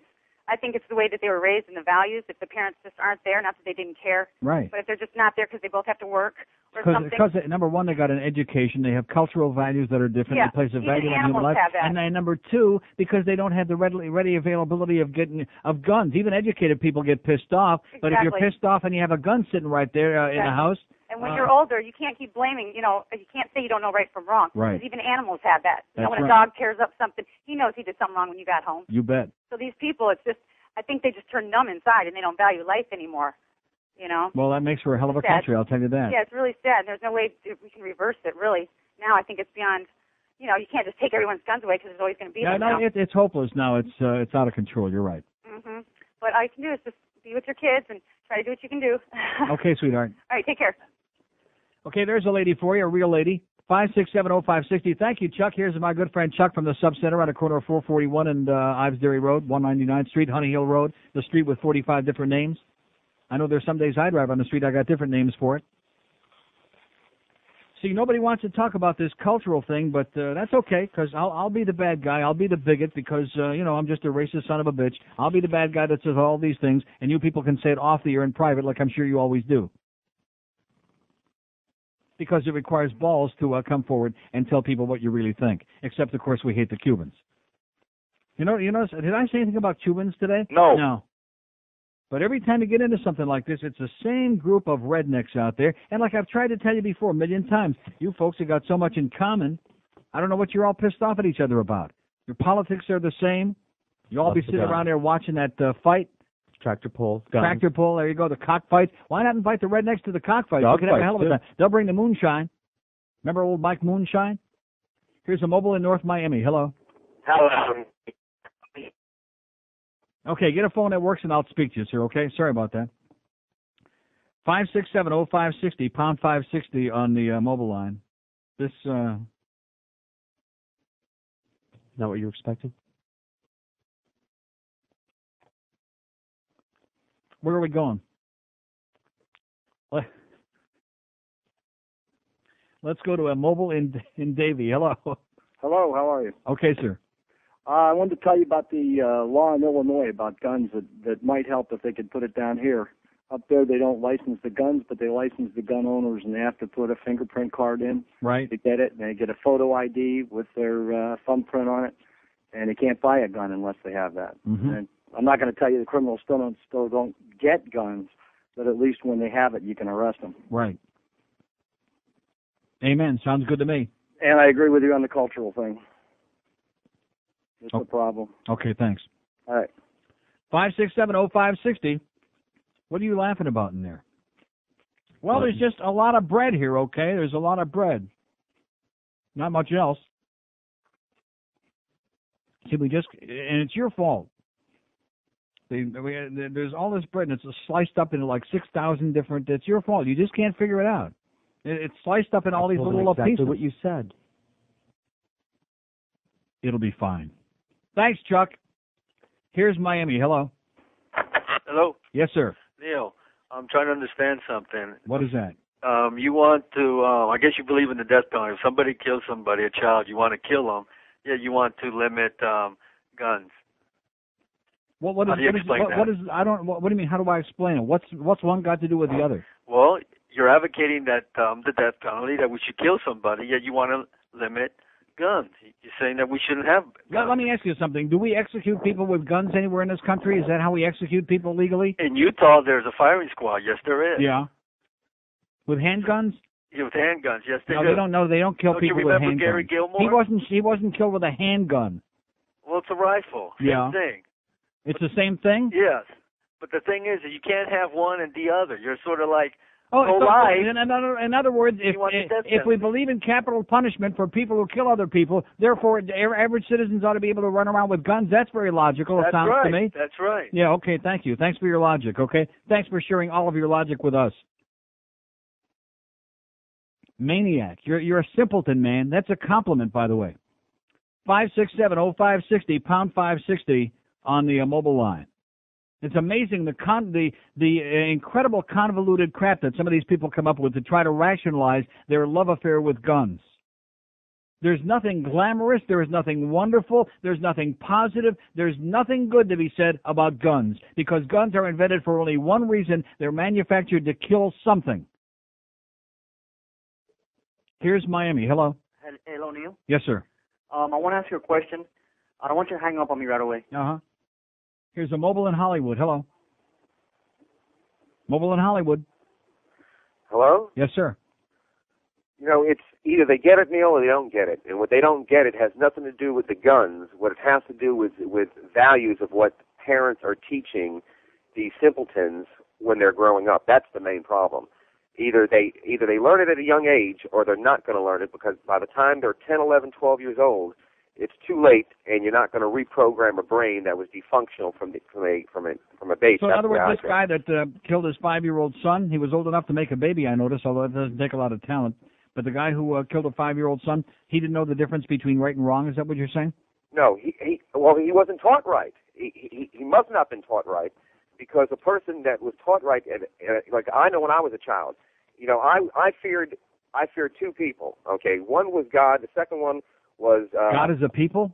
No, but as it was a vision, and the other one was my father. And being my father was here on earth, I feared him more than anybody else. Yeah. And when children are brought up, okay, and this guy that killed this child, he must have gone through something, okay, as a child, where his parents must not have taught him that So you're just assuming that you don't know anything about him, but you're just assuming that you're already making an excuse for him.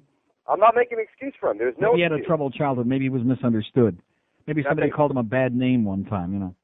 Not that he called him a bad name, but he must regarding it. It's taught from. It's either taught or not taught that either you're going to get it, you're not going to get it, and he must have not Sir, gotten it's it. called placing value on human life, and it is no longer the American ucking way, okay, sir? It is no longer part of our cultural values. There is no respect for human life in American society. That's a fact.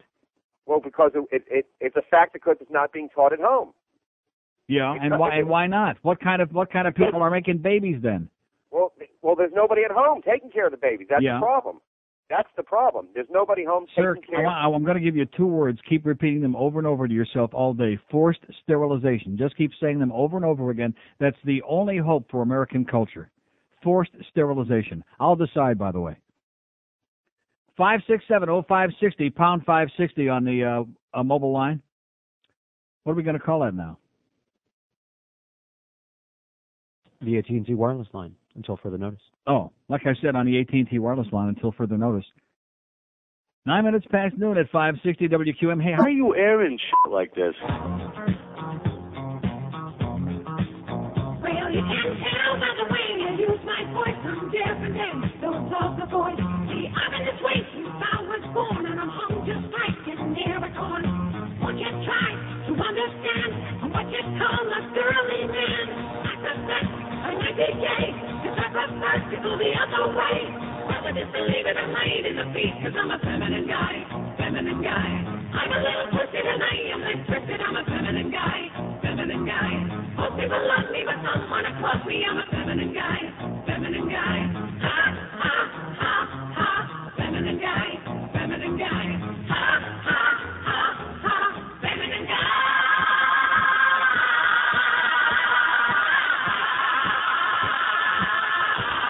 All right. Okay, 12:15 at 560 WQM. We got the award-winning Hank Goldberg show from Flagler Dog Track at 2 o'clock. 5 to 6, it's the Beano Cook with Hank show, college football. 6 to 8 o'clock, Hurricane Hotline with, where is it, at Monty's in the Grove. And then 8 o'clock till 10, we got 2 hours of dead air. 10 o'clock till 2 in the morning, it's Ed Kaplan at the Princess Casino. If you want to come down between 8 and 10 tonight, maybe we can put Roy on the air between 8 and 10. Keep him from going over down to Waffen, okay? Now, if he leaves, does he have to take that big black thing with him? Is that in his contract? Here's a lady in Miami. Hello. Lady in Miami. Oh, hi, Neil. Yes, This ma'am. is the Rain Princess. I'm also a mother that wants to comment on the gun thing. The Rain Princess? Yeah, that's me. Okay. I have children, and they have this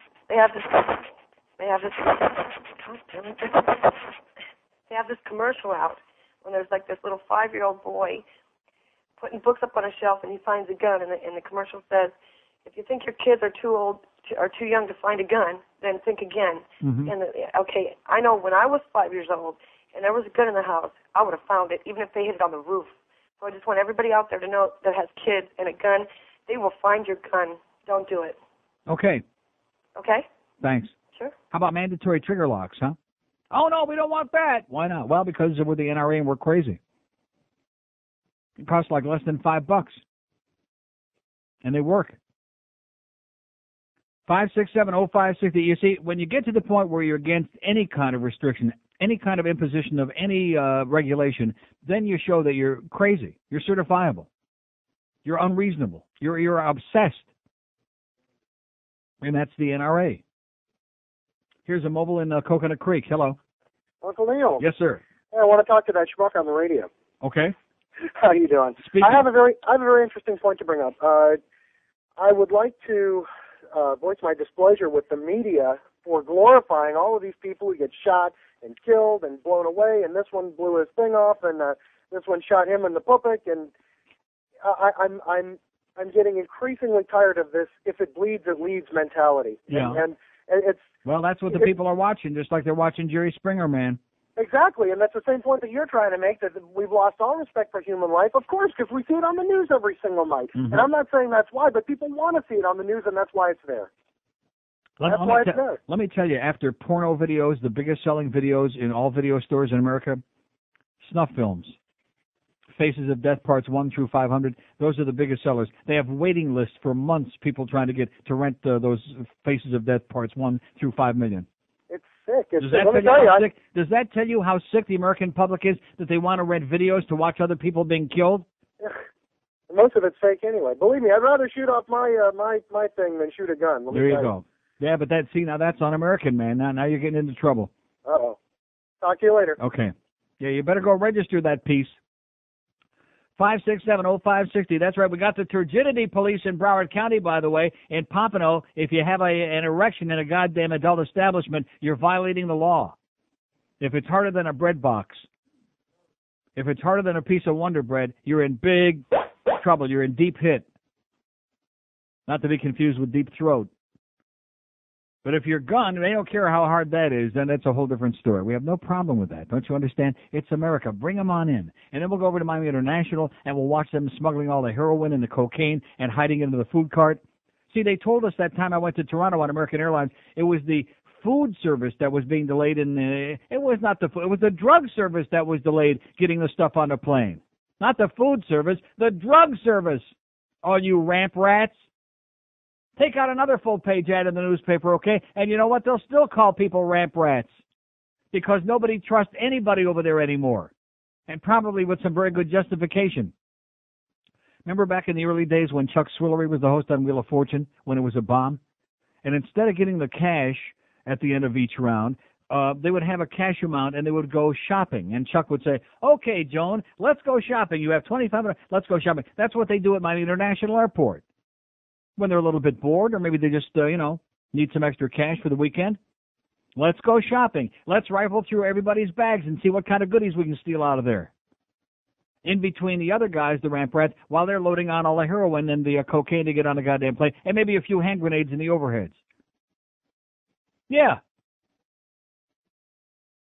I mean, it's unbelievable. Hand grenades in the overheads. Nice going, American freaking Airlines, and you wonder why the public is pissed off? I mean, it's not bad enough you can't get any flight off the ground within an hour of being on time.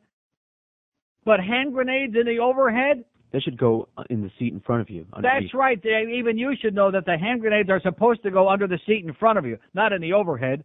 They could fall out when you... That's right, and hurt somebody.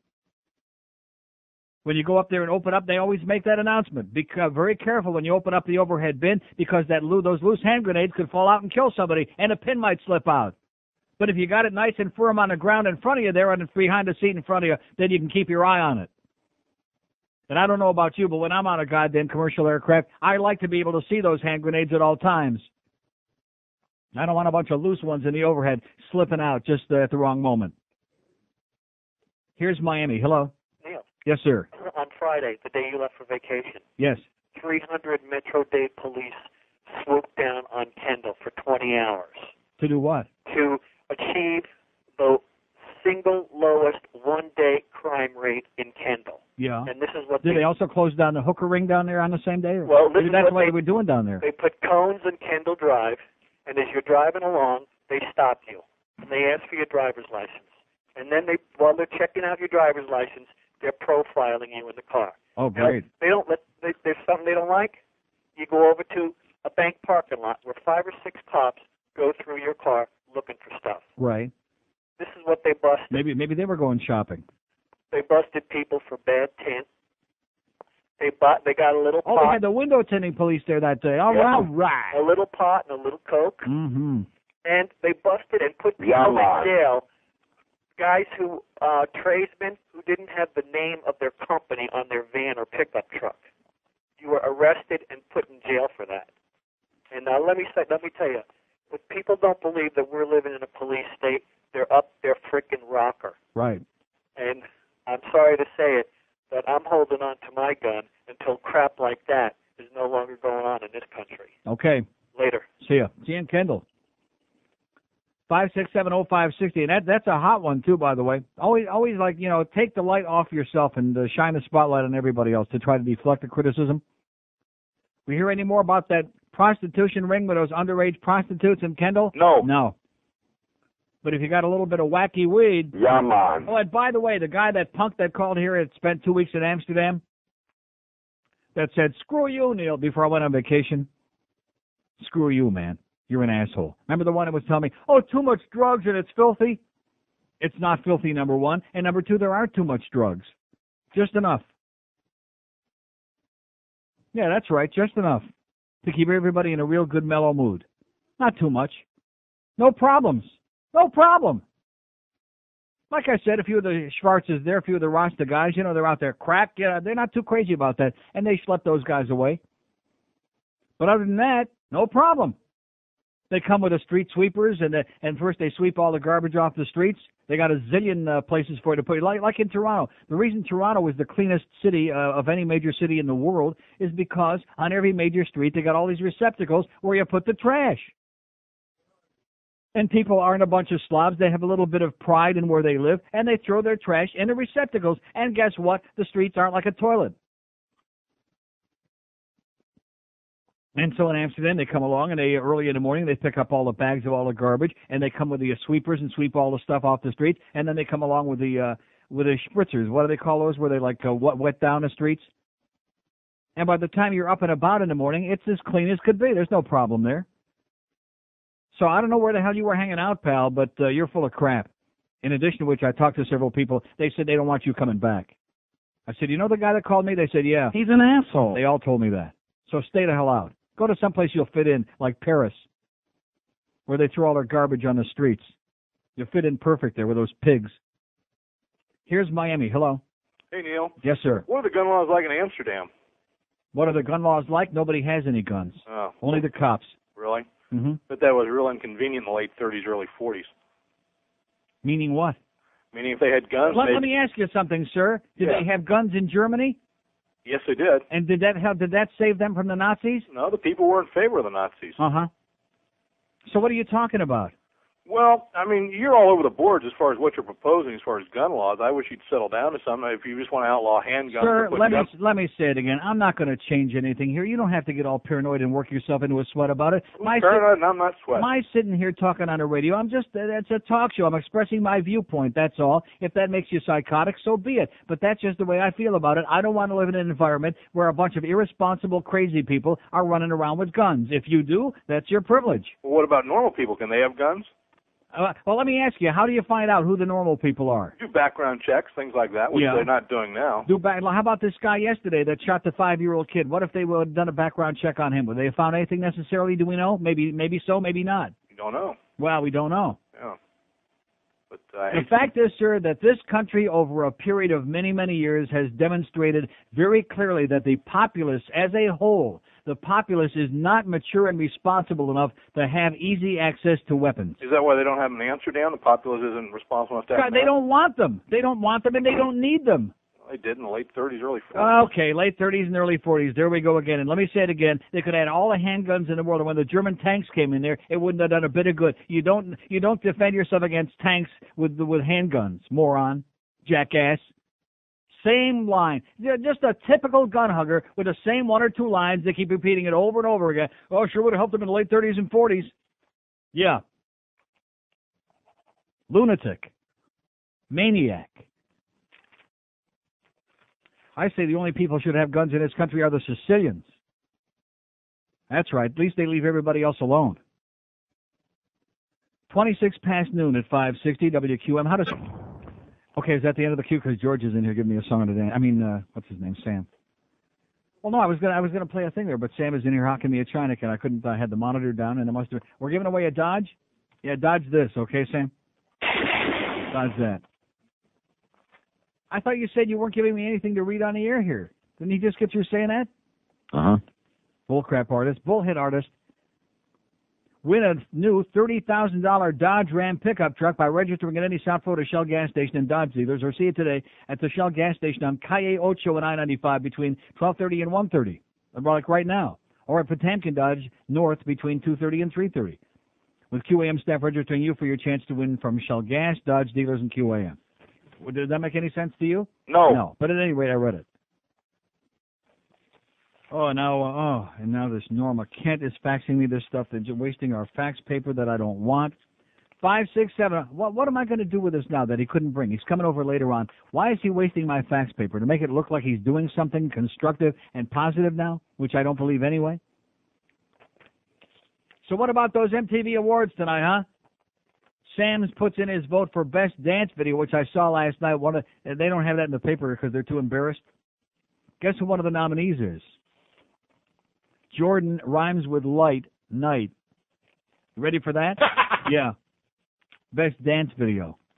She couldn't dance her way out of a paper sack. Best Video of the Year. Here are the nominees. Number 1 nominee.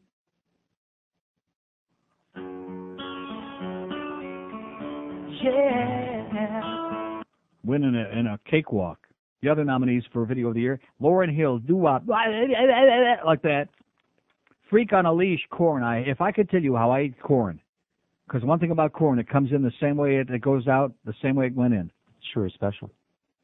Ricky Martin, Lickin' La Pinga Loca, and Will Smith featuring Drew Hill and Cool Mo D, Wild Wild West. So there's the stiff competition for the Backstreet Boys. No chance. You are. So they got that one wrapped up. Viewer's Choice. Guess what the first nominee for Viewer's Choice Best Video is? My fire. Backstreet Boys. Then Jay-Z featuring Ja and Amyl Lion. Leah, what is that?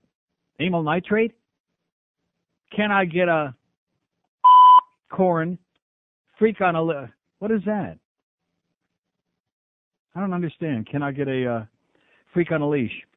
Ricky Martin, Lickin' La Pinga Loca, Instinct, Tearing Up My Heart, and TLC, and No Stubs. Like I said, piece of cake. The one. Yep, like I told you. Best Female Video, Lauryn Hill, that thing. Yeah. Jennifer Lopez, If You Had My Ass. Madonna, Beautiful Stranger. And Britney Spears, Baby One More Time. With all due respect to Britney, who I'm sure everybody loves, Madonna should win that, shouldn't she? Shouldn't Madonna? Beautiful Stranger? Hands down. Your pants. Best Male Video. Nominees are Lickin' La Pinga Loca, Ricky Martin, Will Smith, Miami, and the winner, Lenny Kravitz, Fly Away. And the winner easily will be, well, let me give you a clue, okay? As to the winner ought to be on this. My anus. Eminem. My name is Anus. Best New Artist in the Video. Kid Rock. Lunch is coming back. I hate Kid Rock. And you know something? I say that we have Nick and Jeff from 98 Degrees as the permanent host on TRL and get rid of goddamn, what's his name, Carson? Because Carson, number one, he looks really bored. He is boring. And number 3, he starts giving his own opinions, which nobody cares about that. He's supposed to be impartial. All those punky little kids and all those old fags, we're supposed to be the ones that call in and get our favorite videos on there. Not Carson. He's supposed to be the goddamn whatever. In all fairness, there should be a balanced ticket, though. We want a chick. Instead of those two, how about one of each? Nick and Brittany. Okay. And then maybe in between when things got a little dull, I could do it. I know he's into it. He's up to it. I'm not so sure about her. Okay, let's see. So best new artist in the video, we got Kid Rock, Jennifer Lopez, If You Had My Ass, Instinct, Britney Spears, Baby One More Time, and the easy winner is, of course, beyond a shadow of a doubt, my anus. Eminem. Best group video. Here we go. Number 1 nominee is Desire. So do I even have to give you any more? Limp Bizkit. Oh my God! Please don't do it. Not after lunch.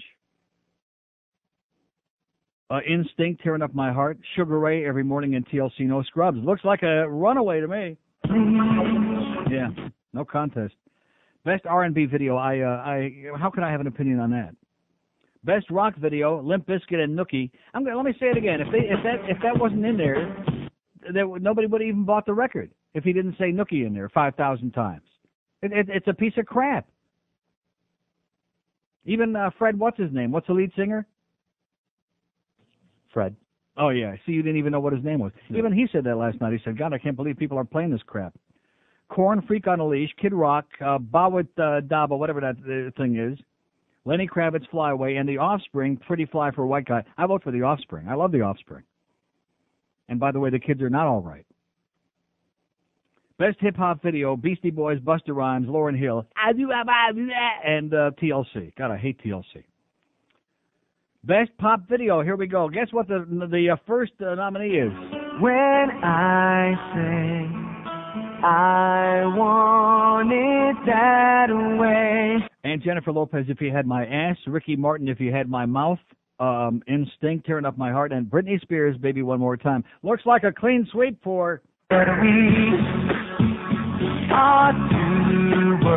The Backstreet Boys. Okay, we'll find out tonight. And by the way, if you're worried about Tom Green, his show will be on at 12:30 after the MTV Music Awards. But Tom Green will be on the show in case you haven't seen in the promos 5 million times already. Yeah.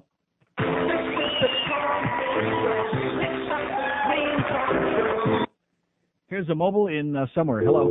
Oh, long ago. Just as I was about to put my finger on it, they hung up. I think they were in Fort Myers. Can't blame them. Here's a lady in Fort Lauderdale. Hello. Hello. Yes, ma'am. Hi. Boy, it's worth the wait.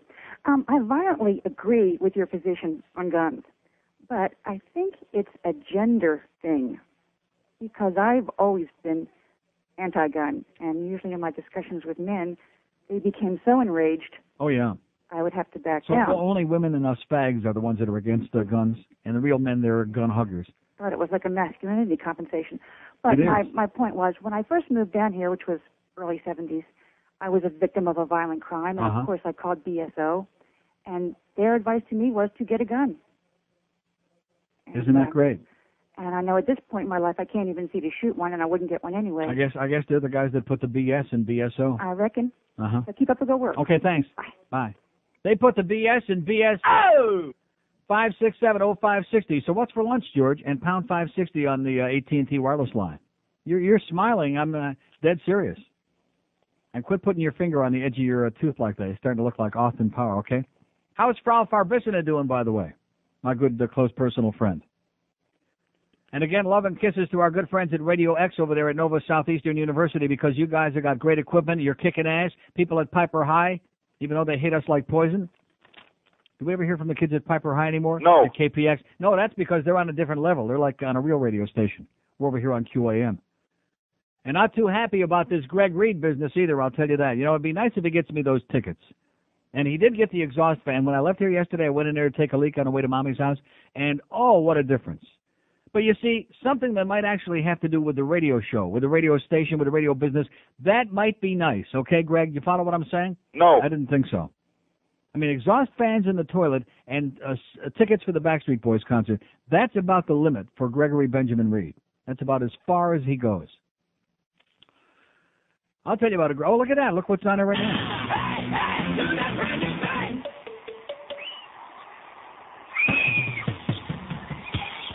The Offspring. So like I said, Nick Cigars is where you'll find some of the best smoking pleasure that's legal anywhere in South Florida. That's right, it's still legal. Even though if Ken Jenny finds out that we're smoking some of this stuff in Broward, he'll probably be pretty pissed off and fired up about it. Suck it in and hold it. Oh, my wife says it really hurts to blow, you know? Why? Does she have a really small mouth? What? No, she's got a cold and her nose is all rough from the tissues. What the hell are you talking about? Make an ass of yourself at work today? Same thing as you. Yeah, that's what I mean. Then try a do-over. What does her mouth have to do with blowing? Medically proven to erase up to 24 hours of memory. Wait a minute. Do-over. Oh, you sick bastard. For when you really up. 1244 at 560 WQM. So we have an Offspring CD for me that Tracy Neely sent us. Well, it's about time she did something good. Like I said, it's about time she did something good and came through, because usually she's, I don't want to say the word. Here's a mobile in North Miami. Hello. Yes, Neil. How are you today? Great. Neil, we're talking about guns today, so let me just add something to it. You know, Neil, 30 years ago, there were the same amount of guns in the house there is today, and everybody's talking about education. That is not true at all. What, it's not? No. Okay, well, you might not believe it, but it is true. Anyway, everyone's talking about again, just because you say that it's true doesn't make it so. The statistics show very clearly that is not true. But anyway, assuming that it is, which it's not. Okay, anyway, you're talking about education, educating these people about guns in the schools. Let me ask you this. I didn't say educating them about guns in the schools. Wow, what has the schools got to do with it? No, I'm saying educating the people, okay? Bringing weapons to schools, these kids. What's your opinion about bringing back the paddle in these schools for discipline?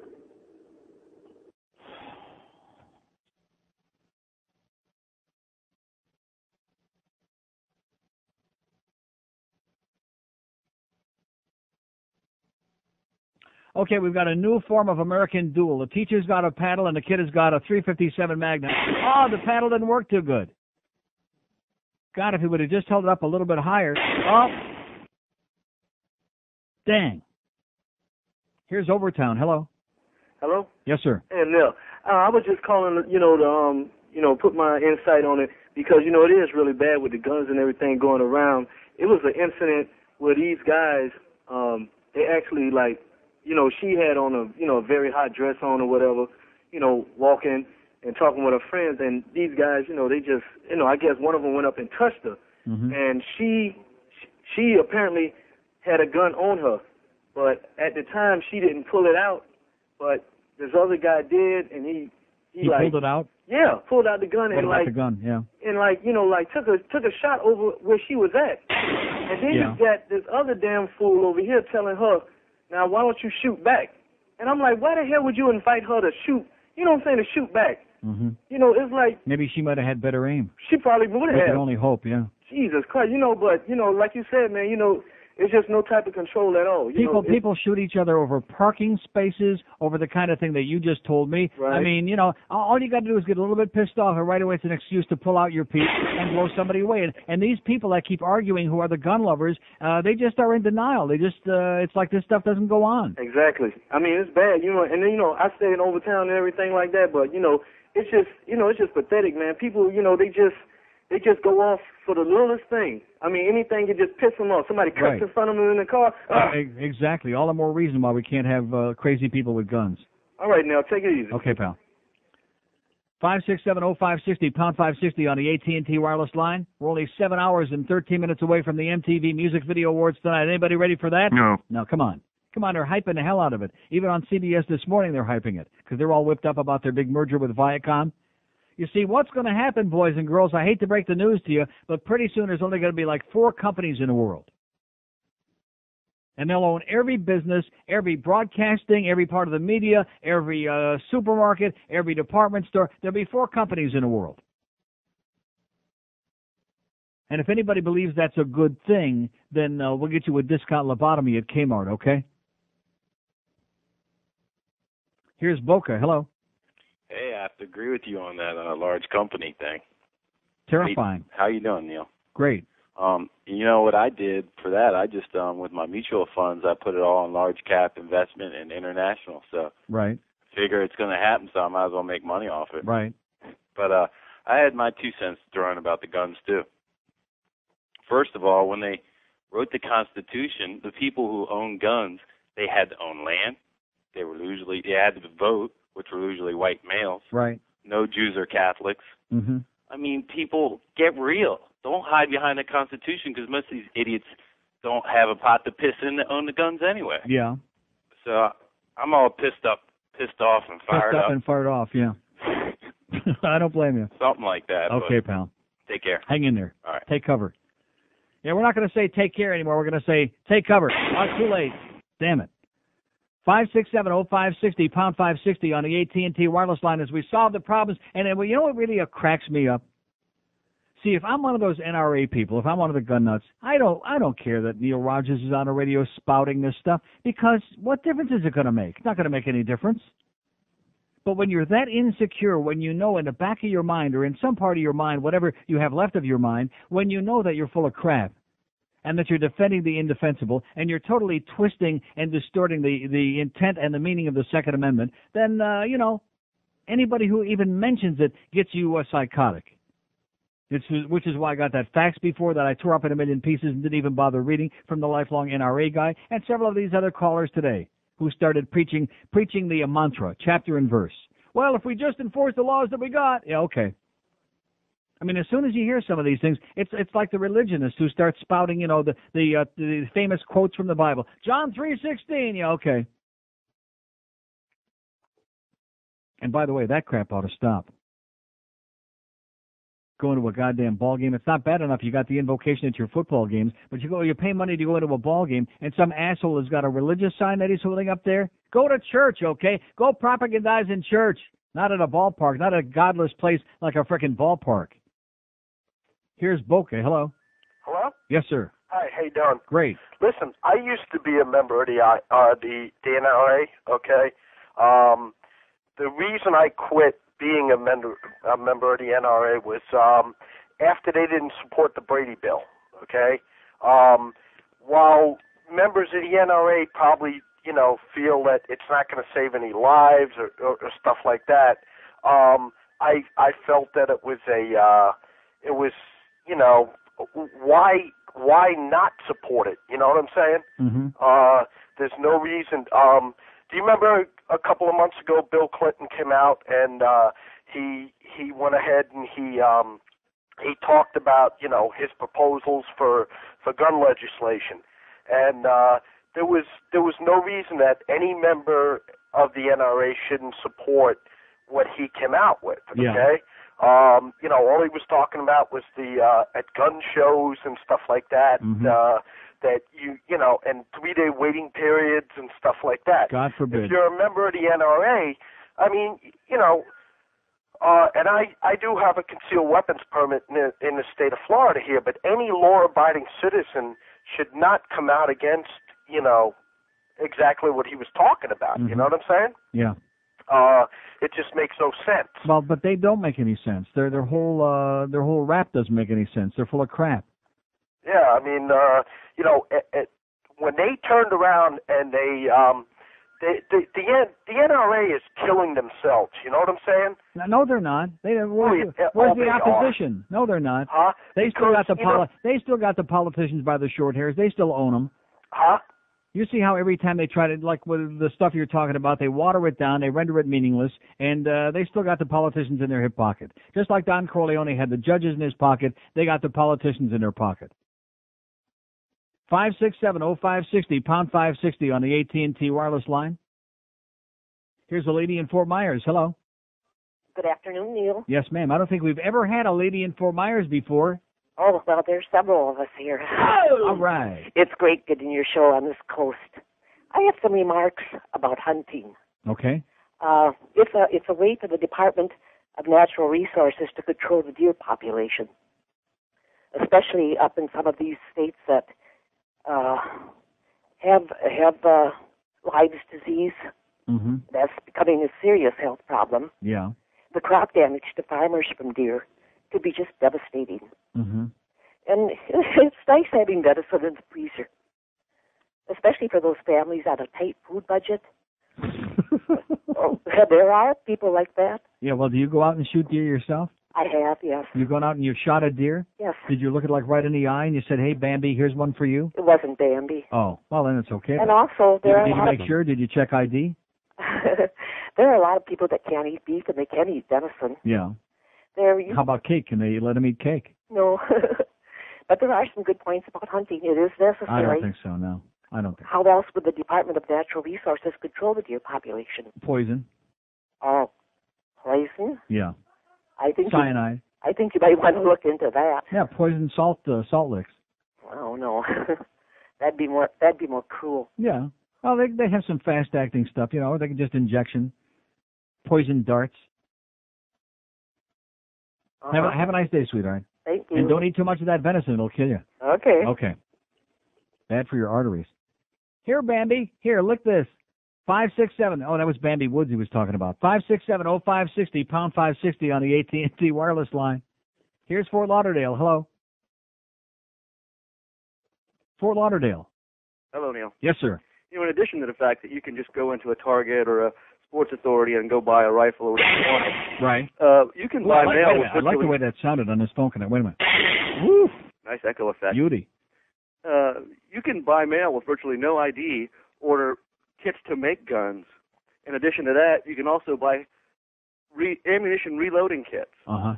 Legal to own. So I could sit here and legally endanger my family and my neighbors by reloading my own ammunition. Yeah. But if I grow a pot plant out back, you're going straight to jail. myself no harm to anybody else. Right. Haul me off, fry my ass. Right. But I can buy all the gunpowder I want, all the ammunition cases. See, gunpowder is good. White powder is bad. That's what George Bush said the other day. Or was it the other way around? Whichever way you want to look at it. Okay, and have a great day. Damn it, we lost the echo. 5670560, pound 560 on the, oh yeah, too many drugs over there in Amsterdam, Neil. It's filthy. It's too many drugs. Screw you, Neil. Yeah, screw you, pal, you idiot. You simpleton. You child. You overgrown infant who thinks you... See, this is one thing that I love, is talking to people who pretend that they've been somewhere, although he was there for 2 weeks. Must have hated it. I know if I'm somewhere for, if I hate someplace, I stay there for 2 weeks. But most of the people here are so parochial that they've never been anywhere. Even the people who are from someplace else, they've still never been anywhere. That's the amazing part of it. It's like, I'm from New York. Well, when was the last time you were there? Oh, I was never there, but I'm just from there. I can't figure it out. You figure it out. Here's Weston. Hello. Neil. Yes, sir. You know, I hear you about the gun control, and I don't think it's the politicians that the NRA owns. I think it's who owns the NRA. Yeah. You look at the people selling the guns. I saw a piece and the gun manufacturers, pal, that's where the big money is. Exactly. I saw a piece on 2020 or something not too long ago about the 15-shot clips and how they can't sell them to anyone but police anymore. Mm-hmm. Well, the pawn shops and the gun dealers sent out vouchers to the police department saying, we will replace your 15-round clips. Just sell them back to us, and we'll give you brand new clips for a reduced price. So they can take these clips, these old clips, and sell them to the crap for brains out there that want a 15-round clip. So it's really who the gun manufacturers are really dictating what the NRA does. Yeah. But about this MTV thing, yes, Lauryn Hill made a statement in, I don't know, Jet magazine or something. Yeah. Exactly, saying that she would rather see her kids starve than a white person buy her album. How can MTV promote that?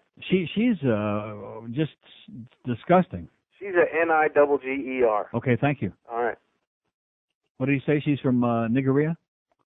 5670560, pound 560 on the. I just can't stand her. I don't care whether she be black or I don't like her haircut, but she can't sing for crap. Even Ricky Martin sings better than she does. He can't sing a lick. He can lick it, but. Hey, it's at 12:57 at 560 WQM. WQAM, Miami, Fort Lauderdale. It's the 1 to 2 hour. Yeah.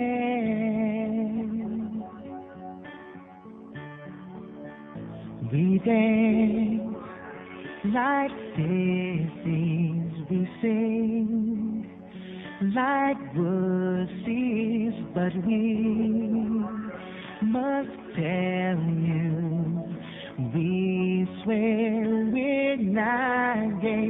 If you wore these outfits to class, they would kick your ass. Yes. Regardless, we swear we're not gay. We look like interior designers. We sing like a bunch of girly whiners. But we're straight. Our agent says we gotta stay. We swear we're not gay.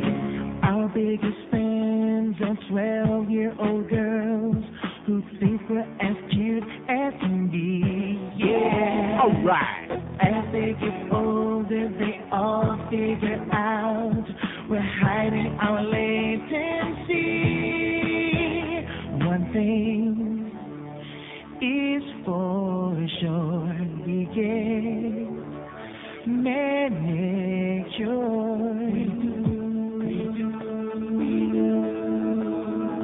Wash our clothes on the delicate cycle. Want to do a session with George Michael, but today we think that we had better say we swear we're not gay. I swear we're not gay. Yeah.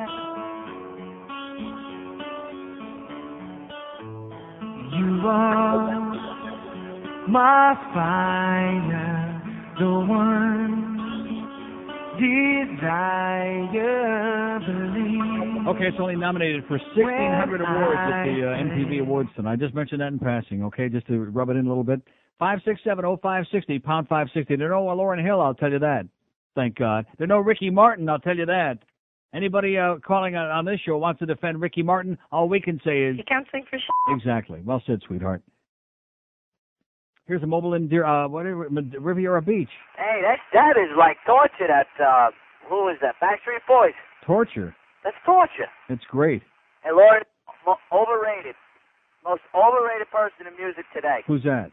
Lauryn Hill. Oh, by a million. She's garbage. I mean, with the Backstreet Boys and NSYNC, you know what you're getting, what you're looking at. You know, Yeah, that's 15 right. minutes of fame. Uh-huh. But she's overrated.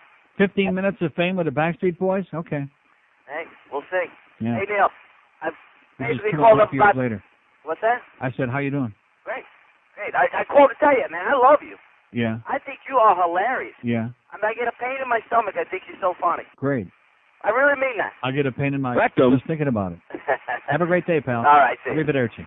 And the Backstreet Boys are God, man. Don't get me started again, okay? You get me upset. Yeah. No. But You are. see, this is what happens when you let somebody start getting a little bit out of control, you know, fill in on the vacations, do all these terminal shows on swing clubs that nobody cares about, and right away he starts interjecting his own little crap there because he's a superstar now in his own mind. He's a little broadcast. 567-0560. Give me that phone book for Gainesville. Let's get JP's number up there, see what he's doing these days.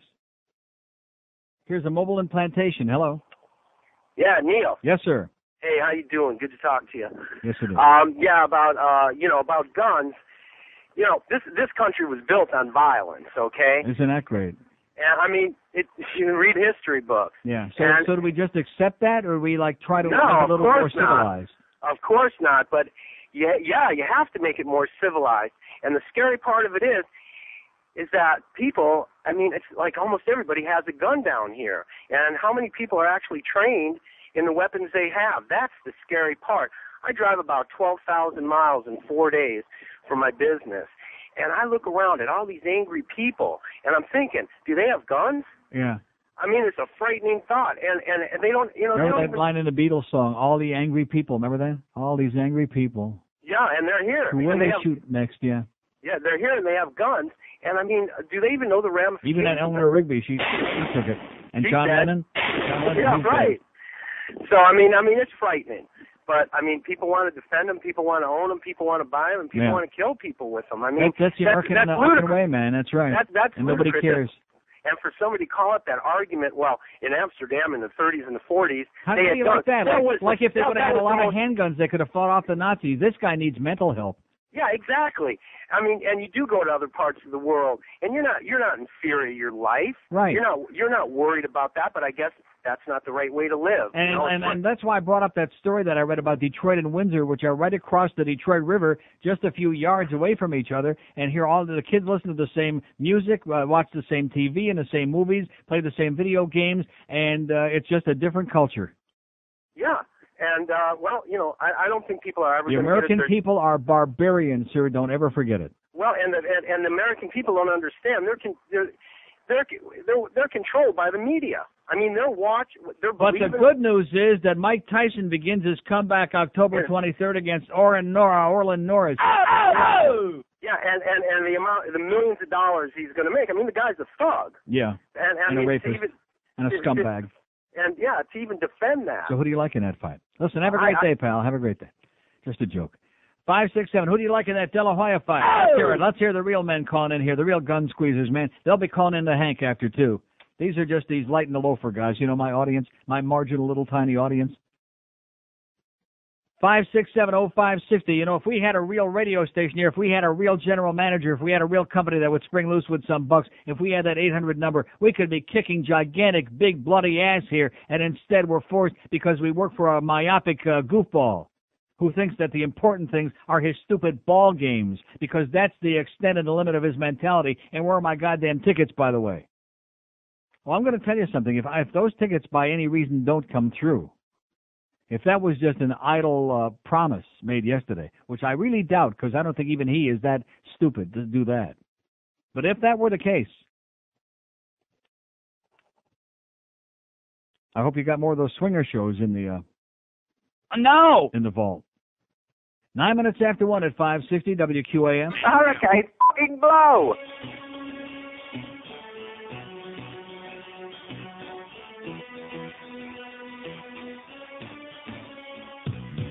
If you had my bus, would you be a great big song with these big OGs?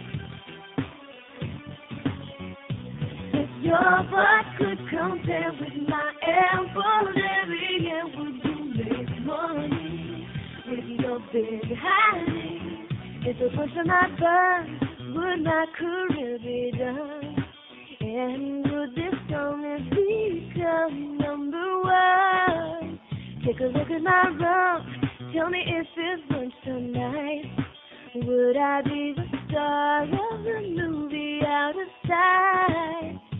Men look at me, and all they see, my anatomy. They want to grab it all day. If you had my bus, would you have a limousine with a big back seat for your honey? And would you have more cash with a big old shapely ice up into your jeans? I love my big jeans. Okay, that's our poll question. Who do you like better, guys? Jennifer Lopez, Britney Spears. I say no contest. No contest. Britney all the way, baby. Oh! Yeah, what do you know? I know, believe me. In fact, I was the one that invented Britney Spears. I was the one that said, get her a boob job and she'll be really big. About this big. Here's Portland, Oregon. Hello. Neil, good Yes, morning. sir. How are you? Great. Florida native. Recently moved out of Sunrise here about 2 months ago. All right. Best move I've made in my life. I'll bet you. I hear great things about the upper Northwest. I never It's been. great. There are, as far as the gun huggers are concerned, just judging by the editorials on the paper, yeah, you get pretty much a mix just like anywhere else, I would guess.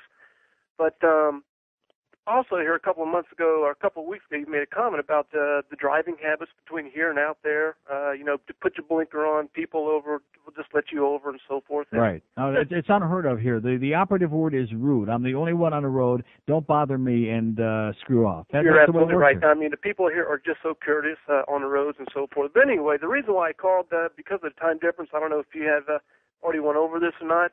Out of this morning's Oregonian in the front section, Southern Baptist campaign aims to convert Jews to Christianity. That was in our paper yesterday. Oh, okay. And I talked about it, but I had no response to it. I mean, this is part of the same arrogant, obnoxious, and especially they pick this time of the year. It's Rosh Hashanah, Jewish New Year on Friday, and then the 20th is Yom Kippur, which is the most solemn day for these crazy Jews that celebrate this stuff. But nevertheless, I mean, to go out of your way at this time of the year is like really rubbing the salt in the wounds and sticking in there and twisting instead of just minding their own business. If they want to pray for somebody to convert, why do they have to publicize it? You know what I'm saying? If they want to pray, nobody's going to stop them. But why do they have to make it a big publicity stunt and piss everybody off? Why can't we all just get along, right? There you go. Have a nice day. And back to you. Bye-bye. That's what Rodney King said. Why can't we all get along? I've been wondering that for years.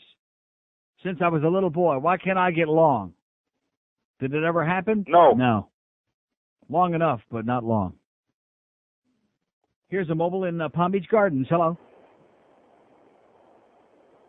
Palm Beach Gardens. Yeah, this is Sal. How you doing, Neil? Pretty good, Sal. Long time I haven't spoke to you. Last week got back from Toronto. Right. And I haven't been there for over 30 years since I was a kid. Yeah. And I'll tell you what, it seems a lot more civilized than any place down here. No contest. It's a great city. I went to the exhibition. They had the exhibition going on there. I went to Hockey Hall of Fame. Right. Went to see CN Tower. Anybody get shot while you were there? No, I didn't trip over any bodies. Yeah. And I rode a motorcycle up there and back. Really? Yeah, I mean, the best thing that happened was leaving the state of Florida, seeing some real scenery. Yeah. And the worst thing that happened That's was a hell of a commentary coming back. because when you leave Florida, you wind up in Georgia. It's a hell of a commentary that you got a smile on your face when you enter Georgia. You know, that tells you a lot about Florida. Oh, yeah, the most depressing thing was coming over that Georgia-Florida border. Yeah. And the worst weather I hit was last 150 miles in Florida. It was raining. There you go. 10 days in Amsterdam on vacation and never saw a drop of rain. It was 75 in the daytime, 55 at night. It was sunny. It was as beautiful. The best 10 days I've ever had in Amsterdam back-to-back. I get back here. I get out of the airport. I get in my car. It is pouring down rain. I get home, and 2 minutes after I got home, it started thundering and lightning like the world was coming to an end. And I thought, I must be back in South Florida. Oh, yeah, you know, I drive for a living, and I have to work in this weather, and you know, the best, I wish I was able to afford it, because come spring and summer, I'd be the hell out of here. Yeah. If I could live anywhere else, it'd be out of here. You and me both. Okay, pal, hang in there. Okay, Neil, bye. 567-0560, pound 560 on the AT&T wireless line. How come a country as close as us, Canada, how come the people are so civilized and they're not blowing each other's brains out and all screaming about we want guns? How come that's the story? And down here yet everybody's got a gun, and every time they get pissed off, they blow somebody away. Usually they're their own family now. That's the new deal. It's a suicide murder. He killed himself and his 4 little kids and his wife, and yeah, great. Boy, just think how desperate Fox and CNN and all those other news networks, how desperate, and MSNBC, boy, they'd be out of business if we didn't have all these guns. They're probably behind the gun lobby. It's not the NRA. I think it's the goddamn news channels and Channel 7. Here's Hialeah. Hello. Hello? Yes, sir. Hello, Neil. How are you? Great. Long-time listener. Something happened to me the other days, and I had to give you a call because, like I said, I've been a listener of yours for a long time, and I know how you feel about guns, and I back your opinion on that. I drive a truck for a living, and I went to make a delivery at a local gun manufacturing place. Right. And I get in there. Hialeah, by any chance? No. Oh. Down in Kendall. And I get there, and I ask the guy that receives the merchandise, I say, how's business? He says to me, oh, man, great. After that Littleton massacre, man, because apparently one of the guns that they used was manufactured by this manufacturer. Mm-hmm. He says, man, orders are pouring in. I said, boy, you know, Neil is right. You know, Neil is right. You know, there's no, it's not changing the mentality. No, you're dealing with crazy people. Yeah. And as far as the cultural thing that you said, I take the same point of view as that gentleman that called before that said he lived in Carroll City. It was all white, and then the Cubans started moving in, and right. Because it's a self-perpetuating cycle, I think. Because if the first family, a white family, wouldn't move out, mm-hmm. the rest of the houses wouldn't empty out, and then there would be one, you know, maybe one let's say black or Hispanic family will move into the block, and then fine, everything will stay the same. Yeah. But the problem is the flight. People start panicking, though. You know. Yeah, they look around. Take a look at North Dade. Yeah, I know. I lived there. Take a look at North Miami. I used to live at the Golden Glades Interchange at Twin Lakes Racket Club right up there by 151st and Yeah, I know what you're talking about. Yeah. And that was a great place. And there was Mary's Restaurant. There were good restaurants, and it was safe, and it was clean, and there were like nice middle class and upper middle class people living in that area. And it's a toilet now. Every business that I used to frequent there, long gone out of business, and it's a sewer. Yeah, but you know the thing is, when it's a question of what came first, you know, the chicken or the egg. Yeah, you know? I know. But I guess it's going to take someone to stay around and see if the neighborhood doesn't change. Okay, well, give it a try. You first. Okay, I'll see you. Take care. Bye. Oh, yeah. Why don't you give it a try? No, you tried. Yeah. Hey, Mikey, he likes it. Yeah, let Mikey do it. 567-0560, pound 560. By the way, speaking of Mikey, how's he doing, you know? How come we never hear from our good old friends? At least we have heard from him once in a while, you know what? I'm getting a little tired of that crap, I can tell you right now. Right? We've heard from him once in a great while. Look at all these other people that we worked with over the years that were supposedly friends of ours. I don't want to mention Rick Riley, because I don't want to say that. So, you know, once in a great while you hear from him like surreptitiously because they're so paranoid over there at Queer Channel that they have to do it like under, you know. I'm not saying that I need to hear from Rick Riley for any particular reason, you know, but I just mention him, you know. I pick him up because you don't like him very much. Here's a mobile in Fort Pierce. Hello. Hey, how you doing? Pretty good, sir. wanted to address my comments to a couple of your earlier callers. First, to the moron who was talking about paddling children.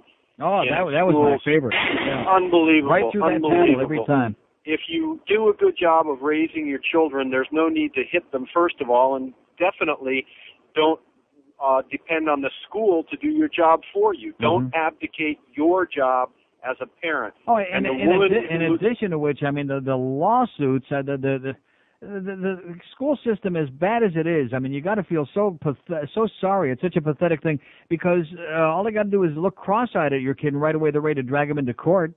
The woman who was talking about how you can't hide guns around the house, she's also abdicating her responsibility as a parent. I have a 12-year-old son, and I own guns. I only use them. I don't use them. I have them for protection. And if they ever pass meaningful legislation to take guns off the street, I would be the first in line to give mine up. Right. I took my son when he was 6 years old to a gun range and had him shoot a gun so he learned that a real gun is not a toy, it makes a real hole. Right. I sleep very well at night knowing my son will never injure himself nor anyone else accidentally using a gun. Bottom line, don't abdicate your responsibility as a parent and expect schools or governments to do your job for you. Amen. Also, there's one other issue that I'd like to touch on real briefly, Neil, that was in the paper a couple of days ago. John Henry and the rest of the people, and Barry Jackson of the Miami Herald in particular. I must be crazy. I must be nuts. Yeah. Who is his number one cheerleader, have started the PR push to get a stadium built for the Marlins. And Henry was crying and saying, if I don't get public money, I'm only going to build a 25,000-seat stadium. Right. There is no reason for you or I or anyone else in South Florida to put up so much as a dime to build a stadium for the Marlins. When my child goes to a school that was overcrowded before they finished building it, right. When policemen and firemen and public servants are underpaid, when the roads need repairing, we don't need to spend money on another stadium. Not one dime, man. Not a single dime of public money. Amen. Not one dime. Please, Right. Neil, please don't stop hitting that issue and hitting it hard, because otherwise the public is going to get bent over, and you know what happens then. Okay. And by the way, the line in Eleanor Rigby was all the lonely people, not all the angry people. I know. Keep up the good work. And have a great day. You too. All the angry people. I was just a joke. 567. Hey, it was a great call, so he screwed it up there at the end. 567-0560, pound 560 on the AT&T wireless line. You know what John Henry said? I must be crazy. I must be nuts. Yeah, you must be if you think that. And you can call me a caveman. You can call Hank, whatever the hell you want to call him. The fact is that no responsible person is going to come on the air or be anywhere in the media, which leaves the two newspapers out, but anywhere else from the two newspapers, no responsible person is going to come out and say, oh, yeah, let's have you spend public dollars to build a billionaire a goddamn stadium. I mean, what a sham that is. Oh, well, if I build it, I mean, I promised you I'd build it if I couldn't get public money, but it'll only be a 25,000 seat, and we'll still have a crappy team, and we'll lose a lot of money, and all this other crap. Who the hell are you kidding, man? And what they're doing, just like this guy says, it's a big propaganda campaign. I told you this months ago. Just forge ahead like it's a done deal. It's not a question of if. It's just a question of where we're going to put it. Well, I'll tell you where to put it, okay? Yeah, that's where to put it. Crazy man. God. I must be crazy. I must be nuts. Now we see eye to eye. 26 after 1 at 560. God, it's getting so close to those MTV Awards. I'm starting to break out into a sweat. Holy Mackinac! This is Joe Bowen, the voice of the Toronto Maple Leafs, and you're listening to the Hockey Authority, Neil Goff.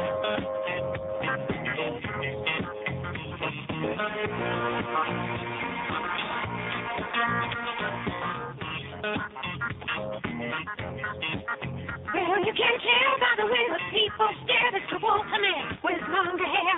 His walk on back, holidays are over like the disco craze, but he's still alright, he's still okay. His simple chin won't go away. He's still got his baby blues, so he ain't got his dancing shoes. And Johnny isn't leaving cause his career is seeming it's staying alive, staying alive. Nothing is weird as seeing and even theaters, but he's staying alive, staying alive. Ha, ha, ha, ha, staying alive, staying alive. Ha, ha, ha, ha. 131 at 560 WQM. Hank Goldberg from Flagler Dog Track at 2 o'clock. So I get two more pages from this NRA guy. Did I read the pages? No. Oh, I just saw who it was from in the beginning and his rambling, his hysteria. Two solid facts pages that are straight in the circular file. Like I said, did I read them? No. No. Save the fax paper, okay? How many trees are going to have to get chopped down to make the paper for you to waste your fax paper here that I'm not reading, okay? Thomas, whoever you are, Schmendrick. Just accept the fact that not everybody is as just enamored with guns as you are. All the slaughtered people. Wasn't that the line in Eleanor Rigby? All the slaughtered people?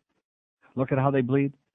So speaking of that, by the way, I was just noticing that promo we had for the Marlin game with Joe and Dave, and I almost forgot about this. Did you see it? Of course, you didn't see it because you don't read the sports page. You don't even read a newspaper. There's a sports page?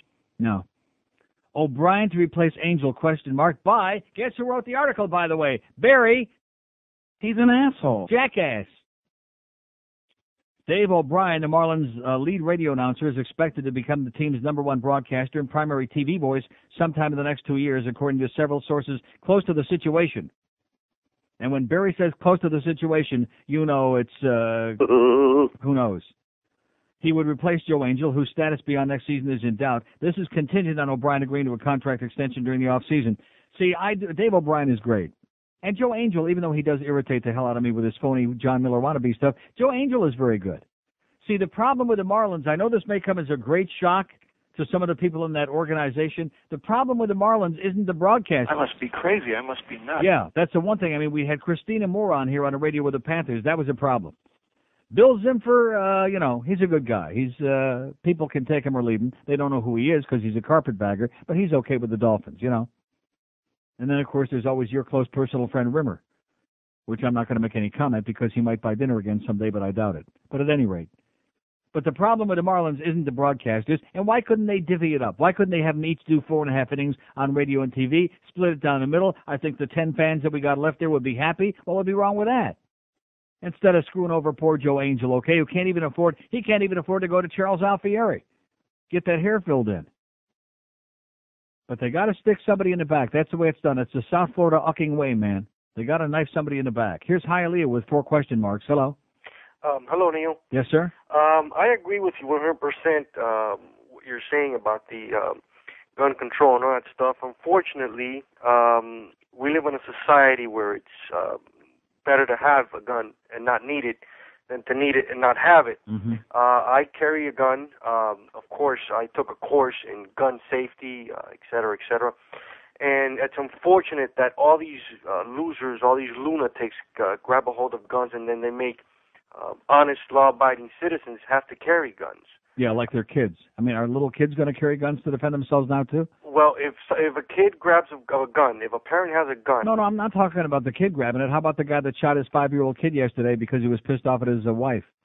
Hey, like I said, Neil, these losers, if these people... Well, how do we separate the winners from the losers? How do we... See, let me say it again. The American society as a whole, we have demonstrated clearly. You have to make laws based on society, not on individuals. You can't do that. Society as a whole has clearly demonstrated in this country that we are irresponsible. We cannot have the luxury of having firearms because we're not responsible with them. But you can't... nowadays, you're not safe anymore. I mean, you can either choose to be a victim or just try to defend yourself the best possible. Yeah. I mean, anywhere you go nowadays, you're vulnerable to these people that should not have guns of getting hurt. I mean, I got a friend of mine that lives in Nebraska, and he came down here on vacation. Yeah. This last Christmas that passed. And what did he think? Of course, he went back to Nebraska. He said he would not move up here for nothing in the world. Right. But we went to the Bakery Center to see a movie, and when we got out about 11:15, he asked me if he wanted a strawberry shake. We stopped at a Dairy Queen. He works for a jewelry store up there, and the owner of the jewelry store he works for let him have a Rolex watch as a gift. Well, it so happened that when we pulled up... And you let this guy wear a Rolex watch in Miami? Well, let me tell you what happened. We pulled up to a Dairy Queen, and he got off. I stayed in the car. He got off, and he went to order his shake. As he's ordering his shake, 3 guys, of course, they were black, pulled up. 3 Schwarzers, yeah. They pulled up, and one of them was carrying a bat. They kind of got... Carrying a what? A bat. They had a bat. A bat? One of them had a bat in their hand. The thing is, he's looking directly... Was one of them Gary Sheffield? The bottom line is, if I had to, unfortunately, draw my gun, pointed at one of the guys, for them to drop the bat, I guarantee you, if I wouldn't have been armed at that precise moment, they would have hit him in the head, they would have took his Rolex watch. Come on, I mean, it's unfortunate that we live in a society where it's just, you know what? Maybe I'll take your advice and I'll move to Amsterdam. There you go. You have a nice day. Never have to have another gun as long as you live. You have a nice day. And you too. And by the way, I want to correct one thing because I did make special notice this time because I don't like to come on here and just mouth off when I don't know what I'm talking about. The cops do carry guns. They have, guns on their side, on their hip. They have nightsticks, and they have handcuffs, on their belt, and they have, like, little guns, not big .357 Magnums. And I've never seen them draw one. And like I said, the only time I've ever seen cops dragging somebody away, it's some Rasta guy who's been peddling drugs out there on the street, which they don't look kindly on, by the way. And that's it. And that's the worst I've ever seen there, and I've been there like 50-some times. But like that guy that called remember the guy before I went on vacation that had his experience in Rome, the guy that went on the cruise ships, and oh my God, they were robbed, the gypsies were robbing people, it was terrible, I couldn't get back on the ship fast enough. Oh. Wouldn't you like to live somewhere where the worst problem, the worst thing you had to fear was being robbed by the gypsies? And like I've told you a million times, anybody who can't tell the gypsies after their first experience has to be deaf, dumb, and blind. Even Ray Charles can identify the gypsies just by the way they smell. Okay? They all dress like gypsies. They carry the little babies in the arms. They do the same routine. I mean, it's like I told you, it's like putting up a big sign saying, we're going to pick your pocket, okay? So either run like hell and get away from us or stand around and let us pick your pocket and have a nice day. 567-0560, pound 560 on the AT&T wireless line. Oh, my God, we're getting closer and closer to the MTV Awards tonight. I'm feeling a tingle in my rectum. I'm getting so excited about it. Because the rumor has it that some guys up for like 4 or 5, 250, I think it's 300 awards are up for tonight is what I'm hearing. Oh, Alonzo, you're so big.